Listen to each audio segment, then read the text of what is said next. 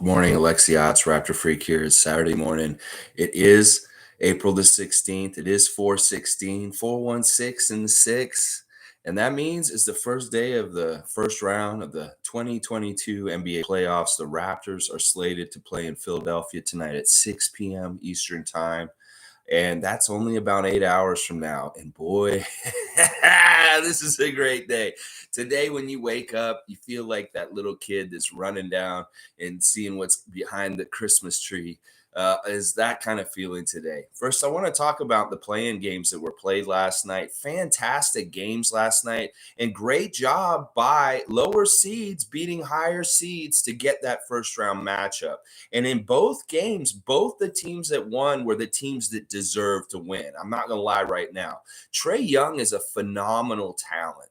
And the way that he played last night, being such a big part of the offense for the Hawks and closing out the Cleveland Cavaliers last night in a one and done, was fantastic. It was absolutely masterful, and it was building off of his performance last year in the playoffs. This is great for the Hawks franchise, because if they had lost last night and hadn't built off of last year, that would have been disappointing. Now they're a considerable opponent for the Miami Heat. This is going to be an interesting first round. I'm really glad they beat Cleveland.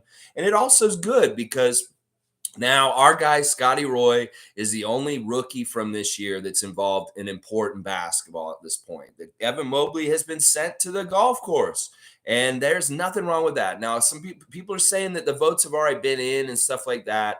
But I don't totally believe that, just in case. We'll see if there's still some changes in votes or how the votes come out as they get divulged. Doing that check on what I was talking about yesterday with the spreadsheet, there were some votes added last night, overnight, and is pretty much the same. There's a 6-point advantage for Scotty currently. 4 votes were added, 2 for Evan Mobley, and then 2 for Scotty Barnes last night. I'll name them right now real quick.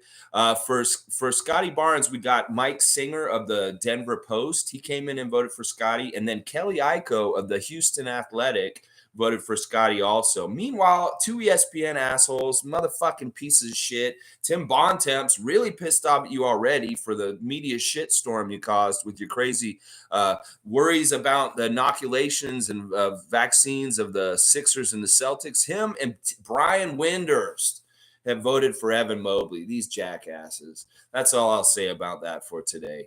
But yeah, that's what's going on with that. And then last night late, didn't have to go into overtime. The New Orleans Pelicans beat the Los Angeles Clippers to get that first round matchup against the Phoenix Suns. Congratulations to Jonas Valanciunas. Very, very proud of you.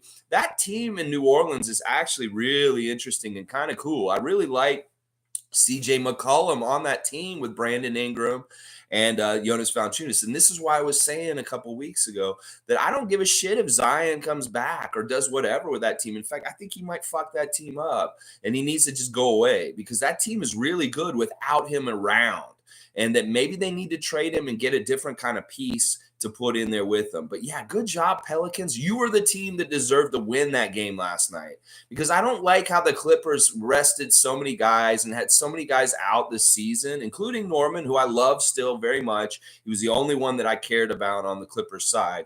And, Paul George showing up at the end and then not playing last night, Kawhi not even playing all season. The Clippers did not deserve a first-round matchup. And it's very poetic that the 2 LA teams that have superstar players that like to play GM are out and not really in the playoffs this year. So that was part of the reason why I was very happy to see Jonas and the Pelicans get that first-round matchup. All right, Race Mode Daily's here. Raptors in 5. Let's go, Freaks. And since you mentioned this, Race Mode Daily, I'm going to go ahead and make my official prediction for this series right now and what you said.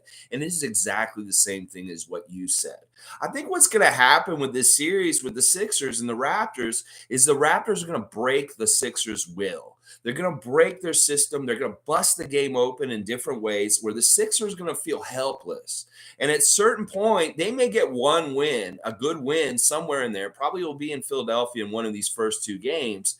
but the Raptors are going to crack them open, and they're going to make it so that they dominate them for a while in this series. And that's why I think it's going to be 5 games also. I'm totally with you, Race Mode Daily.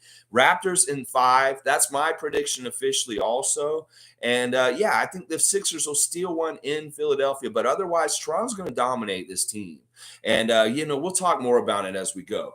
But let's do the injury report. We'll do all the normal preview stuff for tonight, even though it is an extra special day because this is the playoffs, and there's a whole other level of intensity. There's a whole other level of everything that comes with this. As Fred put it, there's more cameras in the room. There's every point, possession, every minute of the game matters. It is all so crucial. The margin for error, the room for error is very, very slim. You need to make your free throws. You need to take care of the ball every single time you have the ball. You need to do everything right as much as possible. And one of the things I will say about us going into this series, and Nick Nurse echoed this yesterday in his press conferences, he feels like the style of basketball that the Raptors played this season really kind of fits playoff style basketball. If you think about what he's saying, he's exactly right. Because in the playoffs, defense and rebounding is so important. And this is what we already do. This is like put that piece of bread on my hand and spread that bread and butter all over it, because that is what we do. We play defense and we rebound. And that kind of style of play, if you're doing it at a high level in the regular season already, it will translate into the playoffs. So Nick Nurse is very confident that the system that they've designed and built and worked on with the players all year in development is going to be a really good system that works well in the playoffs for a deep playoff run. Those are his own words. So I really like what we have going into this and what we've been practicing all year. And that is really important. Like teams, we've talked about this a little bit this week, where teams feel like they can go into playoff mode, or James Harden's going to just turn it on magically all of a sudden. It doesn't work that way. You have to work out at the same rep and same strength and the same intensity as you do all the time.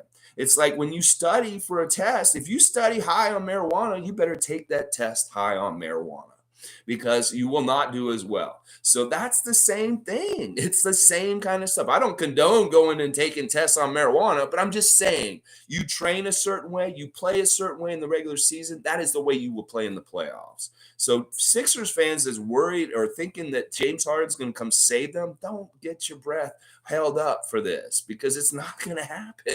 He's not going to be much different than what he's been for y'all already. And that's what I'm saying. Marlon Toby is here. Big game day. Let's drown Philly in syrup. I love this, Marlon. I really want to get a nice, big, huge Canadian maple tree out back, and just take an axe and get that nice, big opening so much syrup can just pour out, and we can collect in the bucket and then just directly pour it on our pancakes and waffles for the game. Because what Marlon's talking about is building a big lead. And what we need to do is be that team that comes out there and smacks them in the face right away. Like, I want our dudes to be all crazy right away. Like a Scotty Barnes full court press right off the tip. Yeah, okay, let's try this right away. Let's, crash the boards like maniacs right away, making like 2 or 3 possessions every time down the court. Yes, let's do that. These are the kind of things that will really mess them up right away. We want to put them off kilter. I love the way that they're talking about how they're going to handle Embiid with all the different looks, running different ways at him. And also, once again, Nick Nurse and the guys are saying this week, we don't want to foul them. We do not want to put them on the foul line, but we want to do everything possible to physically make it uncomfortable for them and hard for them to make any baskets. And that'll be a real key, is playing good defense on them, good physical stuff on them, but not putting them on the line. Yeah, that'll be really important. J.O.'s here. J.O. is the Sixers fan. He is here with us. He's going to hear our preview right now. What's up, bro? Sixers Nation is here. That's right. He's got the blue and the red here. Good to see you. We love the good sportsmanship. Let's have a great series, J.O. Let's just enjoy things. And you know what? Let's do a little thing that a lot of people do sometimes. I'm not a religious person, but I am somebody who believes in trying to have good things happen for good people. So I'm going to just in general do a general prayer right now for both teams, that both teams avoid injury or any kind of problems or any kind of things, and we can have a nice clean series where everybody's involved the whole time. So if you will, just bow your head with me, J.O., real quick. I'm a secular person. I don't go to church and stuff like that, but I want to do this just for a second since you're here also, and we can show a community of the NBA between Sixer and Raptor fan on this day before the game. So just real quick, please, whatever entity you believe in or out there, please protect all the players on the NBA courts tonight that are playing in various games, especially in Philadelphia with the Raptors and the Sixers. We want to have a good competitive series that's entertaining and fun to watch and just good for fun for people who have had a hard couple years in this pandemic. Please, amen. All right. That's what I'm saying. Protect them and make sure these guys aren't hurt. And while we're talking about this, let's do the injury report because it is badass right now. I'm not even gonna lie. This is the best injury report the Raptors have had all year. First of all, Sixers. We'll do them first. There's only one person out for the Sixers tonight. That is Charles Bassey. And that is not a very important person for them. So they aren't going to be missing very much themselves. He's a very deep stashed forward, power forward kind of center kind of guy for them. He played a lot on the G League, but he wasn't expected to play a lot in this series. So that's not a big deal. It's pretty much Philadelphia is completely healthy. And on our side, there isn't a single person listed. Every single one of the Toronto Raptors is all ready to go. And from what they were saying this week, Nick Nurse is saying Fred looks fantastic this week. If we've been worried about Fred VanVleet's knee, he is moving real well this week, and he has total confidence that Fred's going to be 100% regular Fred tonight, y'all. And then OG Anunoby, since the game on Sunday, the last game against the Knicks, he was a little sore after that game, but since he's looked great. And he has the Chris Boucher seal of approval. Chris Boucher himself was talking about this in his interview, that he has seen OG play at the regular level, that he is ready to go, that Chris is saying OG is great to go right now, and he looks real good. The OG factor in this series is really going to be a huge one. Because this is the thing, we played a half of our season this year without OG, who's probably really one of the most important guys on our team in a lot of ways. Like, he adds so much a dimension to our defensive side of the ball. And then on the offensive side of the ball, he's a great outlet just to hit that three. If we're in trouble with somebody's doubling down on Pascal, he just throws it out to OG. He's usually open and he hits that. He nails that three. And he was talking about how he made that three after having a broken finger and how he was still making it. And he said he's just practiced and practiced and practiced. It's all about precision. It's all about muscle memory and just really thinking about his form and making sure that he does it right. It's very fundamental, the way that he looks at his jump shot. And you can tell because the way it goes in. OG Anunoby and Precious Achiuwa and Gary Trent Jr. in particular, those three shooters will be huge in this series for the Raptors if they're going to win. They're going to need them to be hitting their threes this series. And the thing is about those three guys, they're dead eyes. They really are. If they're on, they're on.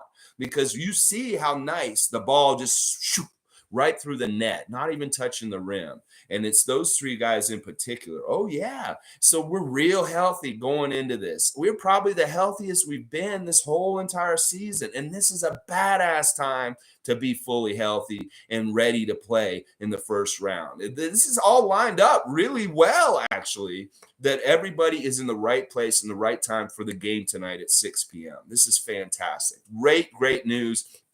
And so happy to hear about all this happening. Now, there were more things in the interviews yesterday that were really hilarious. We had the hug report yesterday from Scotty Barnes. Some reason in our press conferences yesterday, there was a lot of talking about hugging. And Scotty Barnes is a proclivity to want to hug people. And Nick Nurse said in his interview, yeah, he's been hugging people all season. It hasn't let up. It's been more intense as the season's gone on. In fact, I came in this morning and the first thing I got got was a big hug from Scotty Barnes as soon as I walked in the door.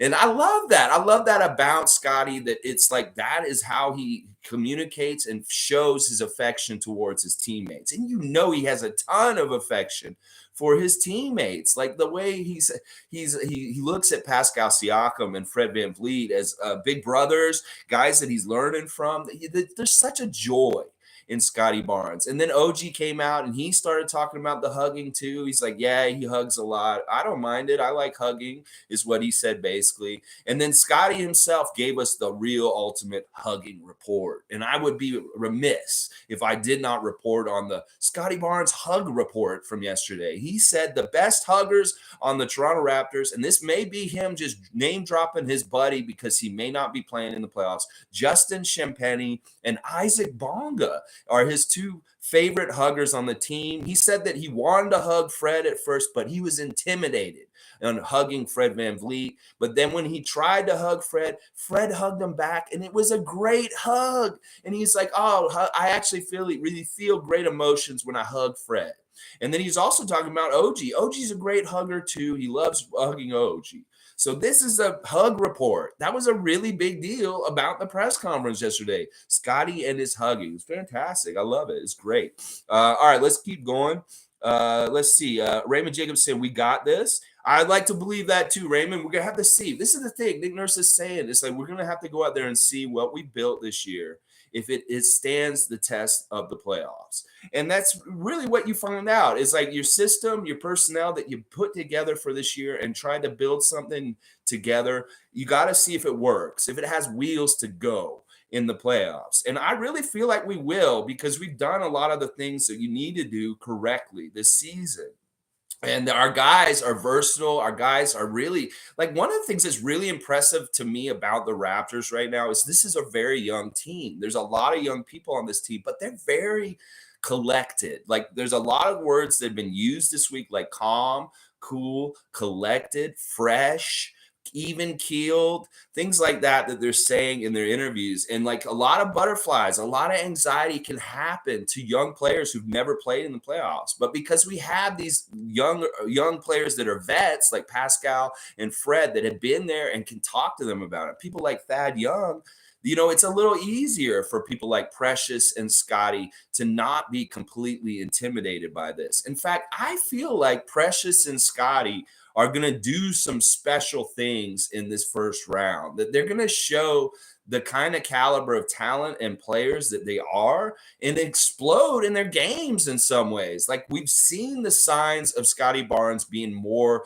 dominant with his strength and pushing people around in the low post and just doing whatever the fuck he wants near the basket. And, you know, the playoffs are a style of play. If you grind it out, it's half court and there's going to be a lot of physicality. This may really work well for Scotty Barnes and his kind of play that he likes to play in. So I'm really interested to see if he's going to be a bigger star in the postseason or he'll have a shrunk role. You know, there's two ways it could go. And to me, I feel like he's going to expand like a supernova, that he's going to be like, woo, I'm going to be more and more important. Because one of the things that happens in playoffs is you want to win. So you want to do everything possible in your ability to try and make sure your team wins. And if we're going by that, if he's going to go all out and do everything possible in his ability, then look out, because there's a lot in his ability. That's the thing I'm going to say right now. Now, Precious is somebody that, like, I think he's going to do really well, and he's going to have different spots. And partly it's because of mismatches. He's going to be able to exploit the Sixers. If they try and guard him with Joel Embiid, he's going to burn them. He's going to mess them up. In fact, I think he's going to mess up whoever's guarding him, because like Pascal, this is what they're saying this week. They're like, we don't know what we're going to do to the Sixers exactly. We're going to do whatever they offer us. Like, if they start to hold off of them for jump shooters, they're going to shoot jump shots. If they're going to get up close on them, then they're going to try and drive around them. It's very basic basketball 101. What do you do when the defender lays off you? What do you do when the defender's on you? Or what do you do when the defender's smaller than you? What do you do when the defender is less fast, like not as fast as you? You do things like you move the ball and go around them, or you shoot over them, or you bully ball them, you know, those kind of things. And the thing about our team is we are going to have so many mismatches, different ways on the court at all times. Like, James Harden in himself is a mismatch. Wherever he walks on an NBA court, because of his lack of defensive intensity, is a mismatch. And that's going to be really good for Gary Trent Jr.'s game, because he may be able to operate and do his offensive fun stuff in all kinds of different ways because of James being lazy. I'm sorry. That's just how it is, J.O. I have not seen James Harden ever play playoff basketball defense in any kind of important way. And he's older now. So it's like, where is he going to do now? He's not going to get any better now. It's like they say, you can't teach an old dog new tricks. And the tricks that James Harden has are already what he has. It's not like he's going to change his game all of a sudden. So I love that you guys both said amen with what I said. And seriously, this is what we want. It's like, people try and asterisk different championships because people have been out. Well, that's why we want everybody to be healthy and the teams to be at their full strength and in the best way as possible. And that's what we want. Oh, yeah. G saying Skip Baines actually said Raptors in 6. Oh, Skip Bayless. Well, good. Skip Bayless is a controversial guy. Sometimes he likes to piss people off. So maybe he's saying it to piss people off, but Skip, that's probably a good, smart prediction. I don't mind that at all. Race Mode Daily is saying a hug report. Yeah, this was an important thing. And honestly, this grounds our team in understanding in our fan nation that this is a young 20-year-old guy, that this is a young kid with emotions. And one of the things Scotty said yesterday that I love so much is that he does truly realize that the opportunity he's gotten with the Toronto Raptors franchise is different and way more special than a lot of other teams that could have drafted him. That if he was a Sacramento King right now or Orlando Magic, he would not be enjoying what has happened to him here. And he has espoused appreciation for the Toronto Raptors franchise, the city of Toronto, his teammates, his coaches, the organization in general. And that's important because sometimes these guys are young and they're so wrapped up in themselves that they don't have that kind of awareness of who to be grateful towards to or thank. And they're knuckleheads because of it. And then they don't have any kind of honor or loyalty to their team.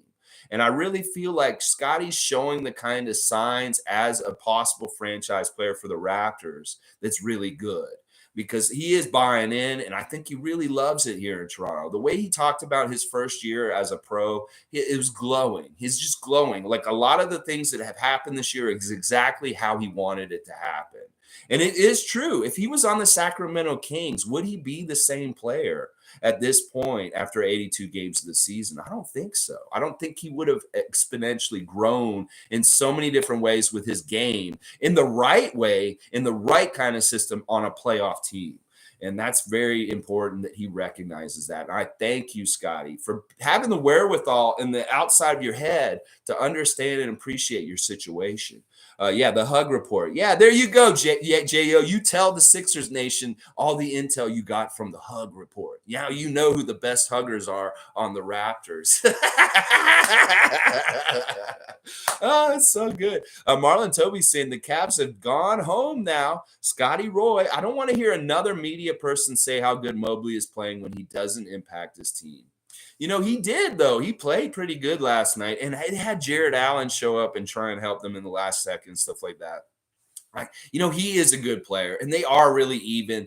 It sucks. Like somebody was saying that they all cast their votes already. I wish that maybe some people hadn't voted already because now Scotty's going to get this whole showcase spotlight all to himself as the only rookie that's actually still playing in the playoffs in the first round, with Evan Mobley going out last night to the Atlanta Hawks. So, yeah, I don't want to hear all the noise. Maybe we need to hear more Scotty appreciation and more noise from what he does in this series against the Sixers. And, Mobley's on the golf course now. So it's like it's a different kind of thing. But, yeah, keep checking that spreadsheet. He has updated it like 2 or 3 times even since we found it and we're looking at it yesterday. So it's very interesting how that's changing and shaping. And they have 40% of the vote on there now. So let's wait for the other 60% and see who those voters are and see how it shakes out.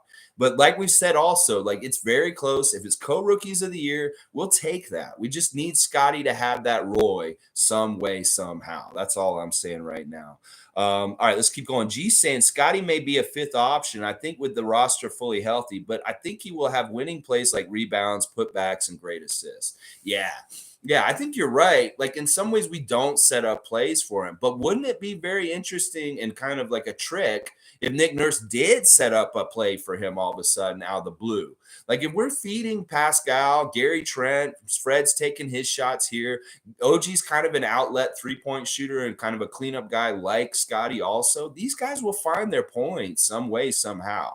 Like Scotty's going to get 3-point attempts. Scotty's going to get to take the ball in the lane and try and hit a bank shot over some guys and stuff like that. That stuff's going to happen. But I think you're right, G, that he's not a priority to try and feed the ball because we know he can manufacture his own points. And in a way, that actually gets us bonus because we don't have to use him to get points out of him. He's out there working and manufacturing his points any which way he can. Usually it's off the offensive glass, like you're saying. Yeah.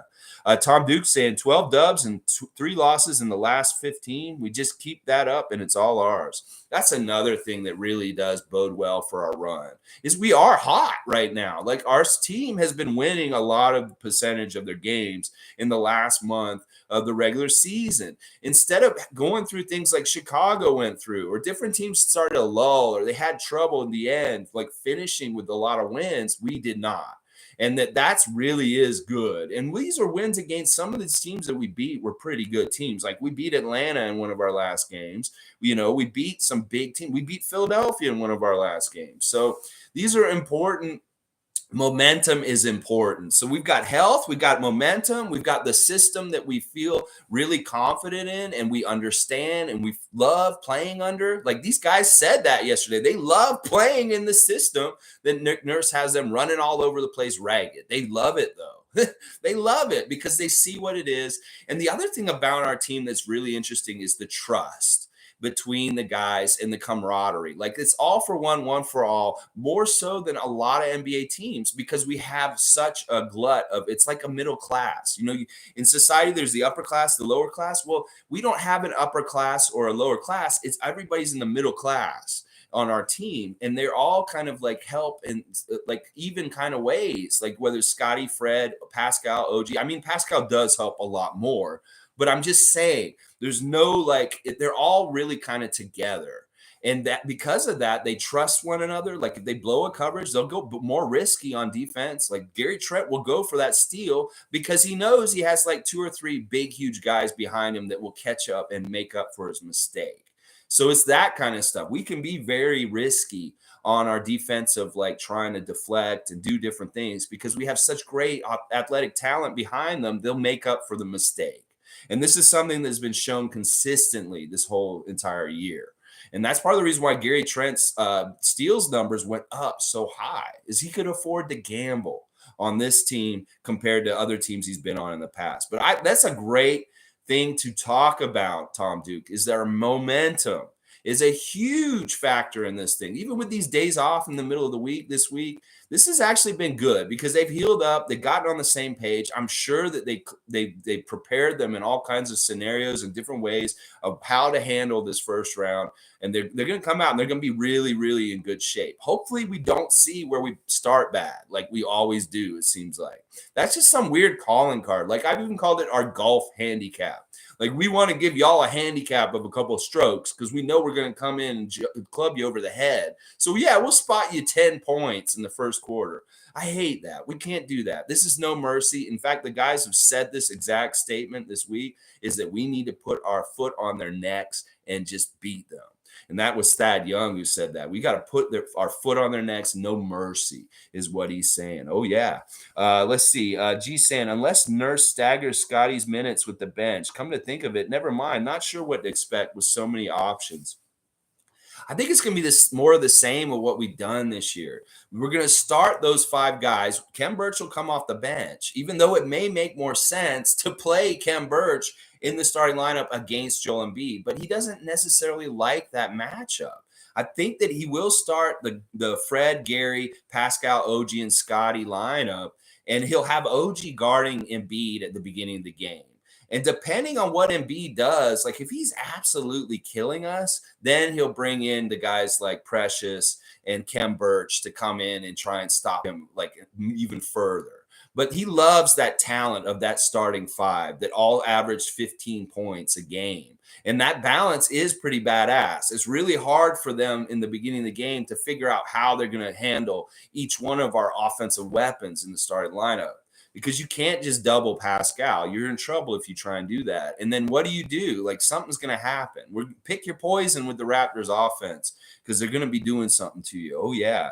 So, yeah, I think it's going to be very similar to what we've seen this season, that we're not going to see a lot of bench play from the bench guys other than the core dudes like Thad, Cam, Precious, Chris Boucher, and then the five starters. It may be that is our 9-man rotation, is the four power forwards off the bench and then our regular starters. And then maybe in situational reasons, they may bring in somebody like Malachi or Yuta. And the Malachi thing really may be just to take care of Maxey to a degree. Like, if Maxey's absolutely killing us, they may bring in Malachi or Amani Brooks just to chase him around and kind of do a better defensive job on him. And then Fred doesn't have to get completely tired out doing it himself. So, but otherwise, and then Yuta's the kind of thing, like I've said all year, he's the kind of guy that you break in case of emergency because your team is flat and not playing with energy. You bring him out there right away, you bring a pep into the game, and things get more better for the Raptors as far as energy-wise. So that's what you use him for. And then the other guys, I don't know. It's like, do you even use any of the other guys? I don't know. But yeah, that's what I'm looking at. As far as our rotation, it's going to be very similar. And it's going to be very heavy on the starters, obviously. This is what they've been doing all year. They put in the conditioning, the ability to play 40-minute games, and now they're going to have to do it because it's the playoffs. And this is how it goes. And I love it because they're conditioned for it. When have we seen Pascal Siakam look exhausted at the end of the season? When have we seen that? Even though he's been playing 40-plus minutes this whole fucking season, when have we seen Pascal get tired? We have not. And that's really good, because that's going to mean, like, this intensity of the playoffs, he's already like a callus on your hand. He's worked and hard and really like been worked hard. And that's why he's tough. He's going to be tough in this situation, and he's not going to get tired with the playoff intensity and playing heavy minutes. Watch, he's going to be still as crazy good in the late stages of games, even though everybody else is absolutely tired. I'll bet you Pascal Siakam will be the one person who is not tired out on the court. If everybody else is, it'll be him that's not. Curtis Mahito, new name, like to see it. I'm here every morning live at 9:30 a.m. Eastern time. I start my stream. I hope you'll hit the subscribe button and join me every day. Today, we're previewing the first game of the first round of the Toronto Raptors versus the Philadelphia 76ers. Tomorrow, we'll react to it. So please join us tomorrow at 9:30 a.m. also. Is the starting lineup announced yet for the Raptors? No, but I was speculating about this, and just going by what Nick has done all season, if these five guys are available, they're in the starting lineup. He just loves to have the best players that he has on this team out there starting, regardless of position. Like, this was something I fought against all season. I'm like, why don't they start Kem? Start Kem. He's the center. You need a center out there. And then at some point, I was proven wrong. I was like, no, I guess we don't need a center. Because in reality, in some ways, Scotty Barnes is also a starting center. It's so crazy. Like, when we see who jumps the jump ball tonight, that is our starting center. And quite often, it is Scotty Barnes who is jumping in the center spot. That is traditionally how you always decided who your starting center was, is who jumps the jump ball. And that is why I say Scotty Barnes is our starting center right now with this lineup configuration, with Fred and Gary at the guards and OG and Pascal at the forwards, with Scotty starting at center. But that doesn't mean he's going to guard Joel Embiid from the start of the game. He could, though. That is something actually that could happen, where we see Scotty playing Joel Embiid first. Of course, there's going to be a lot of doubles, but if we're going to try and play a man up one-on-one, OG will probably be the guy trying to stop him first. But they'll switch it all around. They're going to give it all kinds of different looks. There's so much like cheeky gleam in their eye, kind of like smiling to themselves looks on the Raptors in the interviews this week. Like, Nick Nurse has a whole kind of thing that he has ready for this happens. I'm ready this way and this way. He has so many adjustments all ready to go. And then Fred said, it's Nicky Nurse, baby. What do you expect? What do you expect was going to happen now? It's Nicky Nurse is what he said. And yeah, we're ready. We got all kinds of stuff. There's all kinds of bag of tricks and all kinds of different things that we will do depending on what happens. It's like we have so many different glass to break in case of emergency. Well, we need this axe for this, break instead of emergency, break instead of in case of emergency, break and you get this instead. So I like it. And one of the things that's a real strength for the Toronto Raptors versus the Philadelphia 76ers in this series is our versatility, is our ability to come up with solutions and answers for problems. That we have a very lateral, like quick moving, like our ability to do that is just like Precious Achiuwa on defense. We have a very quick sidestep to be able to quickly go and do something else differently if something's not working. And that's the thing. These guys are on top of it. It's like Nate Bjorkgren and Nick Nurse and Earl Watson. Those guys are watching the game. They see things in the game that they understand where we can either exploit or we need to change. It's not like they rest on their laurels and say, hey, maybe I should tell Nick this. No, they get it done and they figure it out. And that's real huge strength, our lateral quickness to adjusting in game in situations by the minute. That like some coaches need to go back to the drawing board after the game and say, we got to go do this completely. No, that's not what we're doing. We're in real time. We can change things like that. If we see something happen out on the court that's not working or they're burning us with something, we can change it like that and find a solution, whether it's doing a different kind of coverage on defense or whatever. These guys are going to be way ready. And it's funny to hear Scotty talk about the different coverages and the way that it all works, because it's like interesting to hear his young rookie mind talk about all the information that he's had to ingest and learn in his first year as an NBA pro. It's very interesting how he talks about it. Very, very interesting. All right, let's keep going. Andrew saying Raptors just need to send wave after wave of 6'9" guys against Joel, and he will get tired. Yeah, I agree with this too. You know, that is a big thing. It's like we play an up tempo, we play up and down. That's part of the reason why we don't have a center ourselves, because we wanted to have that mobility to get up and down the court and wear people out. And yeah, this is going to be something to look for. Like if you're playing bingo, we could make bingo cards for the playoff games that put that little box that says Joel Embiid looks tired on the bench. And when you see that in the game, mark it off. And, you know, we can make a whole bingo card. This is something fun I've thought about for like fun things for Raptor fans. It's like, you know, different things. The refs go and watch the replay, check that box, like make bingo cards for everybody to watch the game. I don't know if that's a dumb idea or what, but anyway, yeah, that's what I'm saying. We will see Joel Embiid get tired at some point in this game. He will be sweating and he will be looking a little bit like he needs to go sit down for a little bit. But that's just what all centers have had to go through against the Raptors this year. Oh, yeah. Tom Duke saying a golf handicap is needed to play our socialist basketball. Yes, Tom Duke. I love that. A golf handicap is needed to play versus our socialistic basketball. It is very socialistic. Like, this is not a dictatorship with our offense. No, it is not. There's no Kevin Durant. There's no Kyrie Irving. There's no, like, we are dominating our offense and it's the most important people. That's the great strength in some things. Like, if some of our faucets aren't running water as well as they normally, as far as putting output, well, then hopefully some of the other faucets are pouring more water in the bucket instead. And that has happened consistently all year in different places. Like if Pascal's having a bad game, all of a sudden OG's having a big game, you know, or Gary Trent Jr. has a bang, bang, huge game if Fred is not hitting his shot. It's that kind of stuff that I like about how we built this team. It's like I said, like before, if you don't have if you have one or two guys trying to carry the whole big load, well, if one of them walks away, that one guy's going to have it fall down and he's dragging it after that. And that was Durant and Irvin at different times this season for the Nets.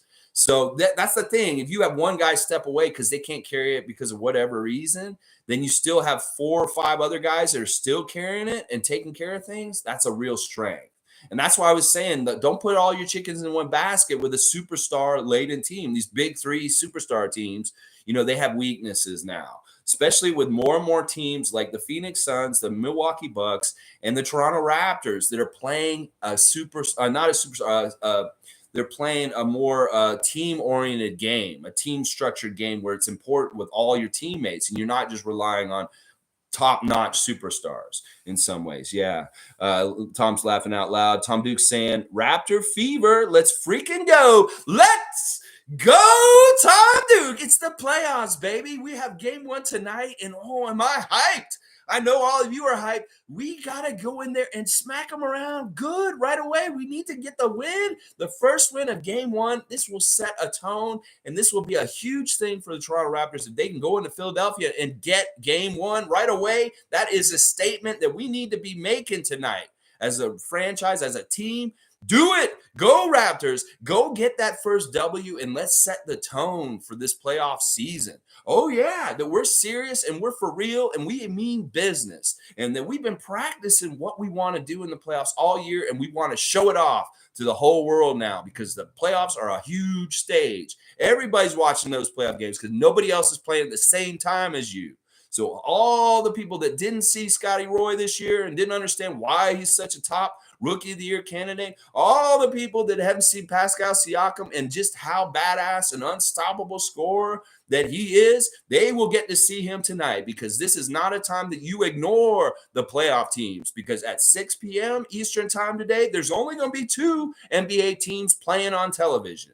And if you like the NBA and you watch the playoffs, you will be watching the Toronto Raptors and you will be seeing the reality and the truth of what these men have done this year in the work they put in and to building the nucleus and the system and the structure of this year's team. And it's going to be really fun to watch. I'm telling you, whatever happens on the court, it's going to be entertaining. It is going to be entertaining. I can give you that you are going to see plays on the court. They're going to wow you. You're going to see things that the Raptors do. You're going to be like, wow, that was badass. Holy shit. Precious did a transition 3. What is this? That kind of stuff. So be ready for it. Rest of the NBA, you're going to see what Raptor fans have been enjoying all year long. Finally, the curtain will come down and the NBA and US will see the real Toronto Raptors and understand that they are for real. They are a dark horse candidate to win the NBA championship, and they play a style of basketball that fits the playoffs and the way that playoffs are played. Oh, yeah. Woo-hoo-hoo-hoo. I love it. Evelyn's here. Granny Evelyn's here. Good morning, Granny Evelyn. Excited for tonight's game. Let's go, Raptors. Woohoo! Yes. Evelyn, I hope you have a fantastic afternoon full of love and joy and sunshine and brightness, and then a great Raptor victory tonight, baby. Yeah. And we'll talk about it tomorrow, Evelyn. All right? I appreciate you. Raymond Jacobs giving the thumbs up to Tom Duke. That is the Raptor Freaks like, yeah, Robert Redford, you got it, kid. Yeah, I like it. Tom Duke saying, yeah, boss, gonna overfill Jurassic Park. Wish I didn't live in BC. Yeah, I hope there's a ton of people down there. The sun is out today. It looks like a beautiful day in Toronto. It looks like a great day to head down to Jurassic Park and watch the game outside in the street on the big screen with everybody else and get on TV and get loud. Show the rest of the world the fan base of the Toronto Raptors is huge and vast and full of great, awesome people from all walks of life, a great place to have fun and bring your kids and just have a good time. I'll be here in this room that I'm sitting in right now with Stevie Roots. He's going to come over and watch the game with me. When we did the 2019 championship run, Stevie Roots and I were watching most of the games together that we won. So it's a good luck thing that Stevie's going to be here watching the game with me. So Stevie, you better get your ass over here. You say you're coming over here 100%. You did not come over a couple times during the season, even though you said you would, but you better come today because it's playoffs, baby. You better come today, Stevie. Oh, yeah. Tom Duke saying, oh, yeah. If you weren't in BC and you were here, I know you'd be out there, Tom. I know you would be. Curtis Mahato is also saying, about how much minutes do you think Achua, Thad, and Boucher will get?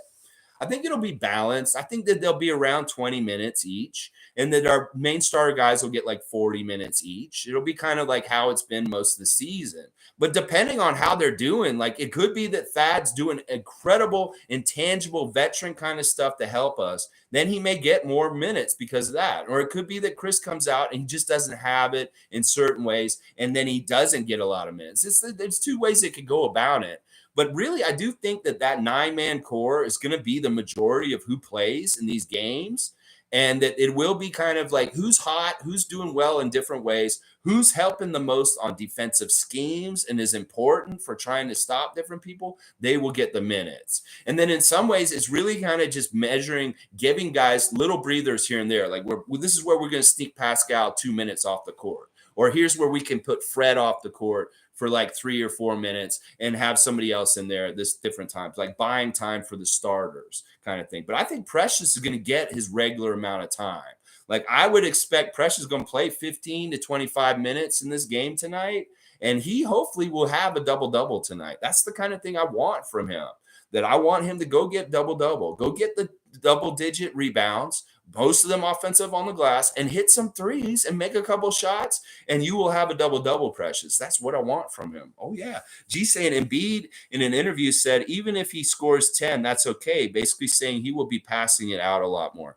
Yeah, he's got to understand that we're going to force him to, because we even said this week, we don't even want him to catch the ball. Like Precious was asked specifically, how do you guard Joel Embiid? He said, well, you don't even let him catch the ball. You don't even want him to touch the ball. And that's part of how our defensive scheme is going to be set up, is to avoid that, is to basically funnel. Like one of the things we do is we funnel the ball to different areas on the court for where we want them to have the ball. And one of the ways we do that is we put it on a weak side or somewhere where they're not as good or something like that. And we really do try and direct them, because we have so many long arm monsters, as Greg puts it, is we can funnel it kind of like a pinball. Like we have these spinners that make things go to different parts of the court.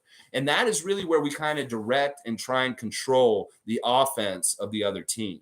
And that specifically will be used to try and dissuade them from being able to get the ball even into the low post to Joel, that he may be expecting they're going to make it super hard for me to even just get the ball. And that may be why he's already conceding that he's not going to possibly make a lot of points. He knows that in his history against the Raptors last couple of years, he has games where he doesn't do jack shit. Like he had that 0 game that we've talked about this week. He's had games where he has scored only like 10 points and hasn't had huge games against us. And that is more likely in a game against the Raptors than a 40-point game like the last game. Or like he had 30. Like somebody said he's going to get 40 points against us this week. I'm like, no way he's going to get 40 points. We won't allow that. He got 30 points against us in the last game, and that may be his ceiling against us as far as like how many he can actually score against us. So it's really making sure he doesn't even get the ball. That's what Precious said. He said, I don't even let him get the ball. We try really hard not to let him even touch it. Tom Duke saying at G, how many minutes is he going to need to play? He just won't be keeping up, I bet.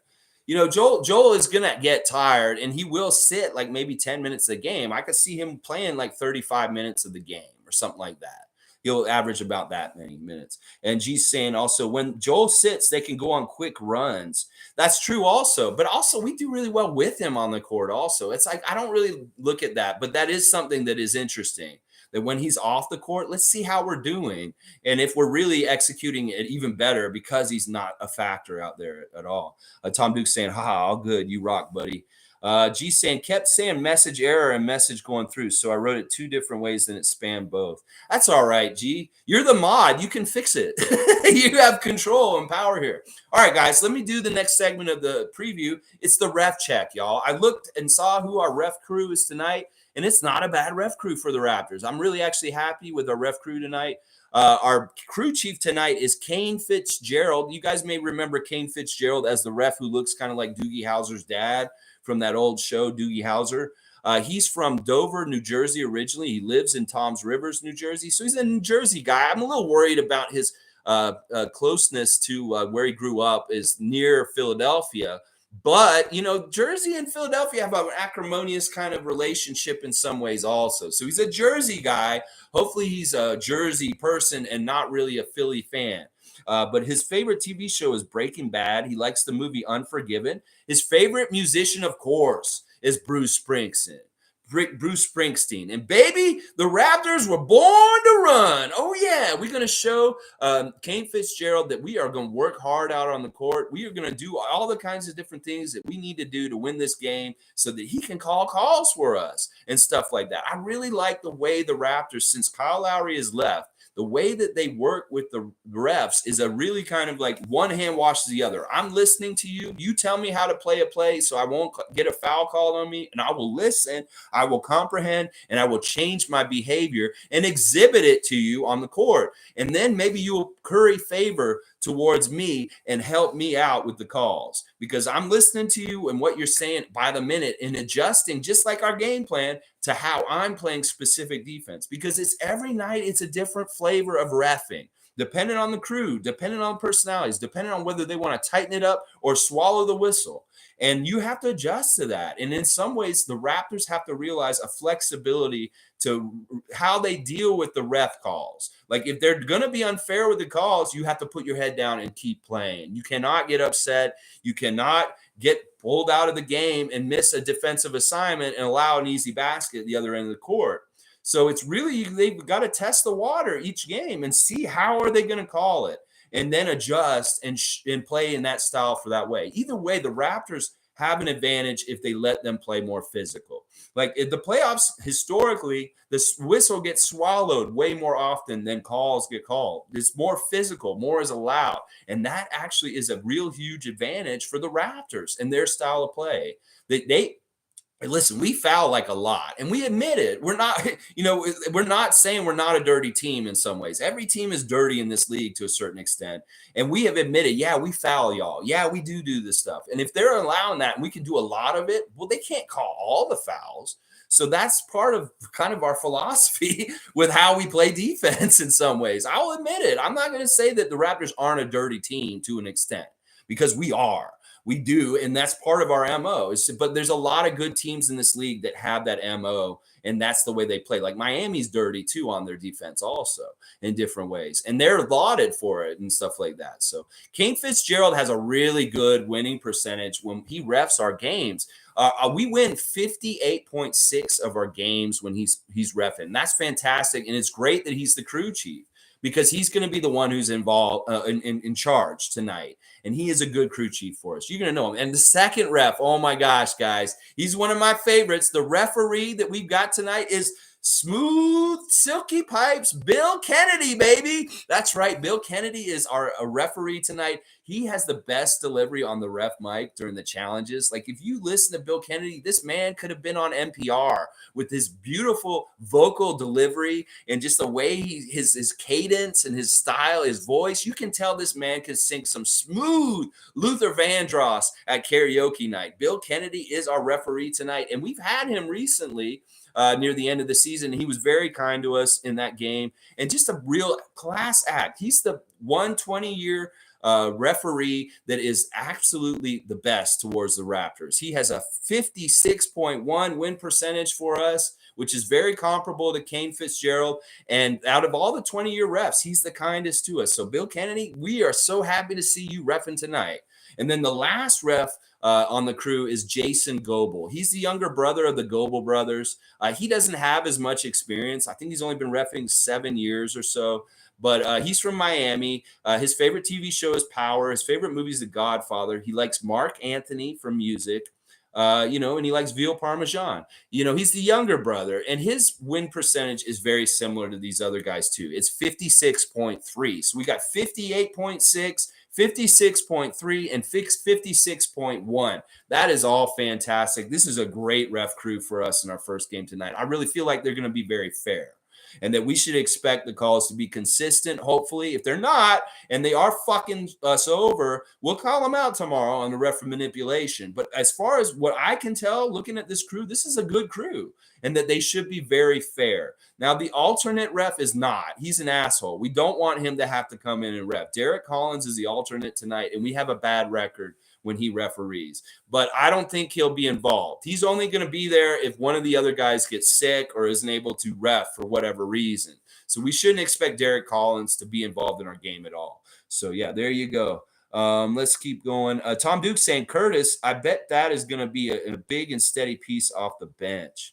Yeah, I think that'll do well for us. His veteran kind of experience is going to be very valuable for this. Like, we're going to need steadying kind of influences in this game to steady our younger guys, make sure that they're all kind of keeping it together. Thad can do that, and in some ways that he'll be a glue in that way, as far as experience, veteran, and knowing in situations how to deal with them. But I really love the preparation that the vets are doing with the young guys this week about describing how to do this, how to play basketball in the playoffs and be successful and not get too down or too up and just even keeled and just go about your business. Do what you've been doing all year already. You built this together. You've done a certain things to get to where you are now. Just continue to do it because you're doing it a really good job. And that's what we're saying. Oh, yeah. So, yeah, I think Thad's going to have a huge factor in this series, and that he's also going to be a really important kind of calming influence for our young guys in situations where it may get a little crazy. If he's out there, he can help calm them down. That's good. G's saying Raps had the second best defense in the league in the last 15 games. I believe that's the number of games, regardless, last part of the season. Yeah, I believe that. I've always thought this year, actually, that our defense is one of the best defenses in the league for sure. When you see the Raptors shut down a team from not being able to score at all for like 7 minutes, like a half a quarter, that is really impressive. And really quite often it happens in the fourth quarter, that they do it in the fourth quarter when it really matters. And that's on the down low how we've won a lot of games this year, is that our defense intensity gets turned up, like cranked right up right at the end of the game. And then the other team just cannot find the basket because we're absolutely stifling and shutting them down. And we should expect that, like even to the nth degree, because this is the playoffs and the intensity and everything gets ramped up. So if they're going to go all out even more so in this way, yeah, we should expect our team to shut the Sixers down from being able to score for half of a quarter or so at different times. And we see that, we're going to know we're in good shape.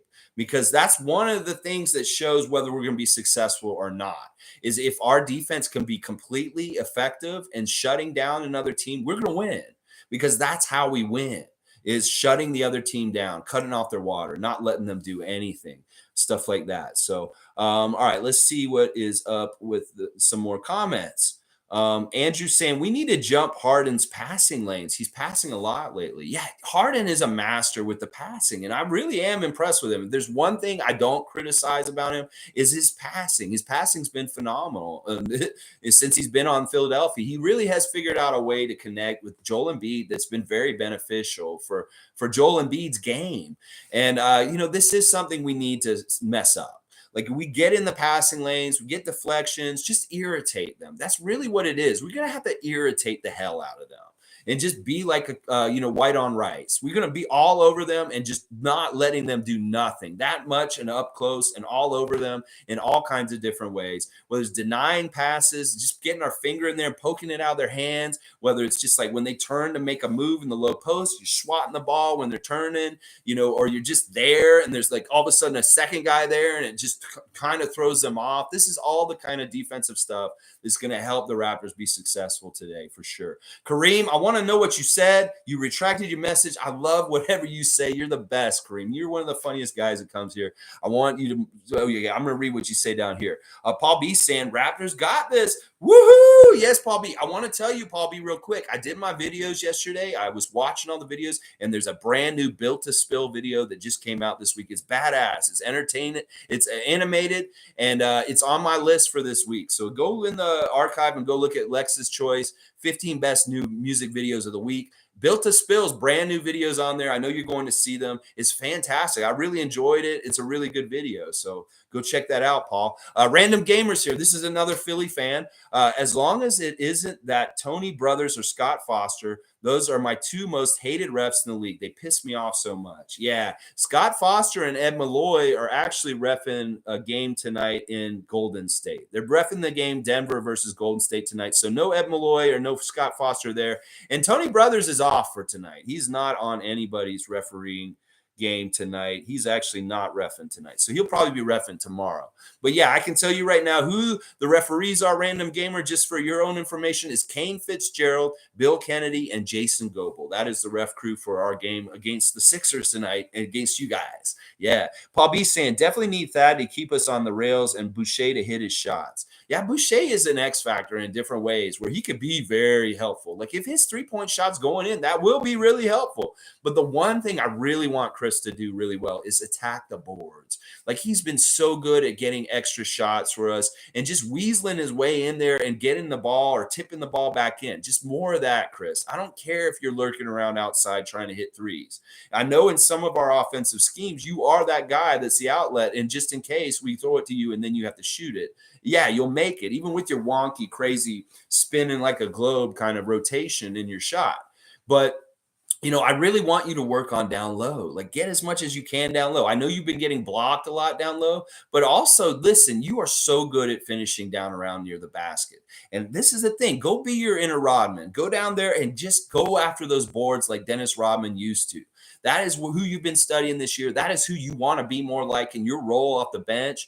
Go get those offensive rebounds. Put them back and just be a badass, Chris. I know you've got it in you. You are somebody who could either show up or not show up for us. I understand that. But everything we get from you is going to be so helpful to us possibly winning, Chris. So I really believe he's going to be good for us. I think that he'll do a good job for us tonight. Kareem Thomas. All right, here's Kareem's statement. Let's see. Is Doc going to stagger harder Embiid or have them play together during the game? Either way, we're still going to kick their ass. Yeah, I don't know what they're going to do. I don't, this is the thing. I'm so Raptor centric. I can really tell you a whole lot about our own team. But even when I do a deep dive on other teams, it's not like I'm getting into like that kind of stuff or figuring that kind of stuff. I would think that they want to play them together as much as possible because of what I was just talking about, the synergy between them and the ability for James to help Joel get open and have a really good, easy shot. That is a really good combination. Is where, James Harden gets a lot of attention still because of respect for accrued, crazy scoring prowess throughout his career, even though it may not be completely warranted in his current state as an offensive player. But he does still get that kind of respect. And that attention drawn away from Joel Embiid and him being able to get him the ball quick is very valuable for the Sixers. So I would think they're going to play them together as much as possible. In fact, they may play very heavy minutes. It may be Joel's playing as much as his body can take. And James Harden will just be out there as much as he can be. But he's not as absolutely essential as Embiid is to me. Like, because Harden can be brought out and they, other guys can do different things and stuff like that. But it'll be interesting to see how they handle that, Doc Rivers and stuff like that. So Random Gamers also saying, this is the first time in history the nurse is smarter than the doc. I need Joel to be an absolute monster. Should be a fun match. I'm scared as hell, to be honest, though. Yeah, this is going to be a fun series. And I really, once again, I want to say to J.O. and Random Gamer 23, I really appreciate y'all being here and just showing that we can be respectful and talk about all this and have a good time as rivals. That this is going to be a fun series and it's going to be a lot of things. Now, I'm sorry about your coach being Doc, but Doc is Doc. He's still a pretty good coach in different ways. We'll see what happens with all that and stuff like that. But this is the way it goes with franchise. You got to learn what works and what doesn't. And if your coach isn't working, then, you make a change. If something's not working, then you make a change. This is the same for us. Like if our whole thing that we built this year is not working correctly and we do lose to the Philadelphia 76ers, then it's back to the drawing board to a certain extent. But yeah, once again, I really love this good sportsmanship that we're having. In fact, you guys are really changing my mind about Philadelphia sports fan culture. Because honestly, you guys, most of what I've seen in my life has been like the throwing batteries and booing Santa Claus and all that kind of stuff. Philly sports fan nation is ugly in a lot of ways. And you guys are actually doing really good diplomatic work in this stream with us to show that there's Philly fans that are awesome people. That there aren't all like just thugs and crazy people that might try and kill you if you come to Philadelphia and you wear another jersey for another team and stuff like that. So really doing good diplomatic work here, Random Gamer. I'm going to have to tell you. And I won't go into any of the other stuff like that. It's like, listen, The Raptors scare a lot of people in this league. So this very honest reaction in what you're saying right there is that we're a team that nobody wanted to face going into the playoffs. And you guys are just unlucky to get us. But we'll see how it all works out. I think that you're right. That Joel Embiid will have to have huge monster games for you guys to win this series. And that is one of the main things that we're going to be trying to stop. So it is going to be very interesting. We'll see how it all goes, and we'll see how the schemes and different things go. Like Joel Embiid is a badass, and I hope you've gone and looked at that spreadsheet that I've shared and seen like all the different ways that the voting and different things are going on. So like, I really want Joel to win MVP, but a lot of people are just picking Jokic just because of his purr and just how much he actually adds to his team. Even though I don't agree with it, honestly, because Denver, whatever. All right, let's see. G saying second best in offensive rebounds, second best in causing turnovers, and now second best in defense lately. Those are some great stats for such a young team in a development year.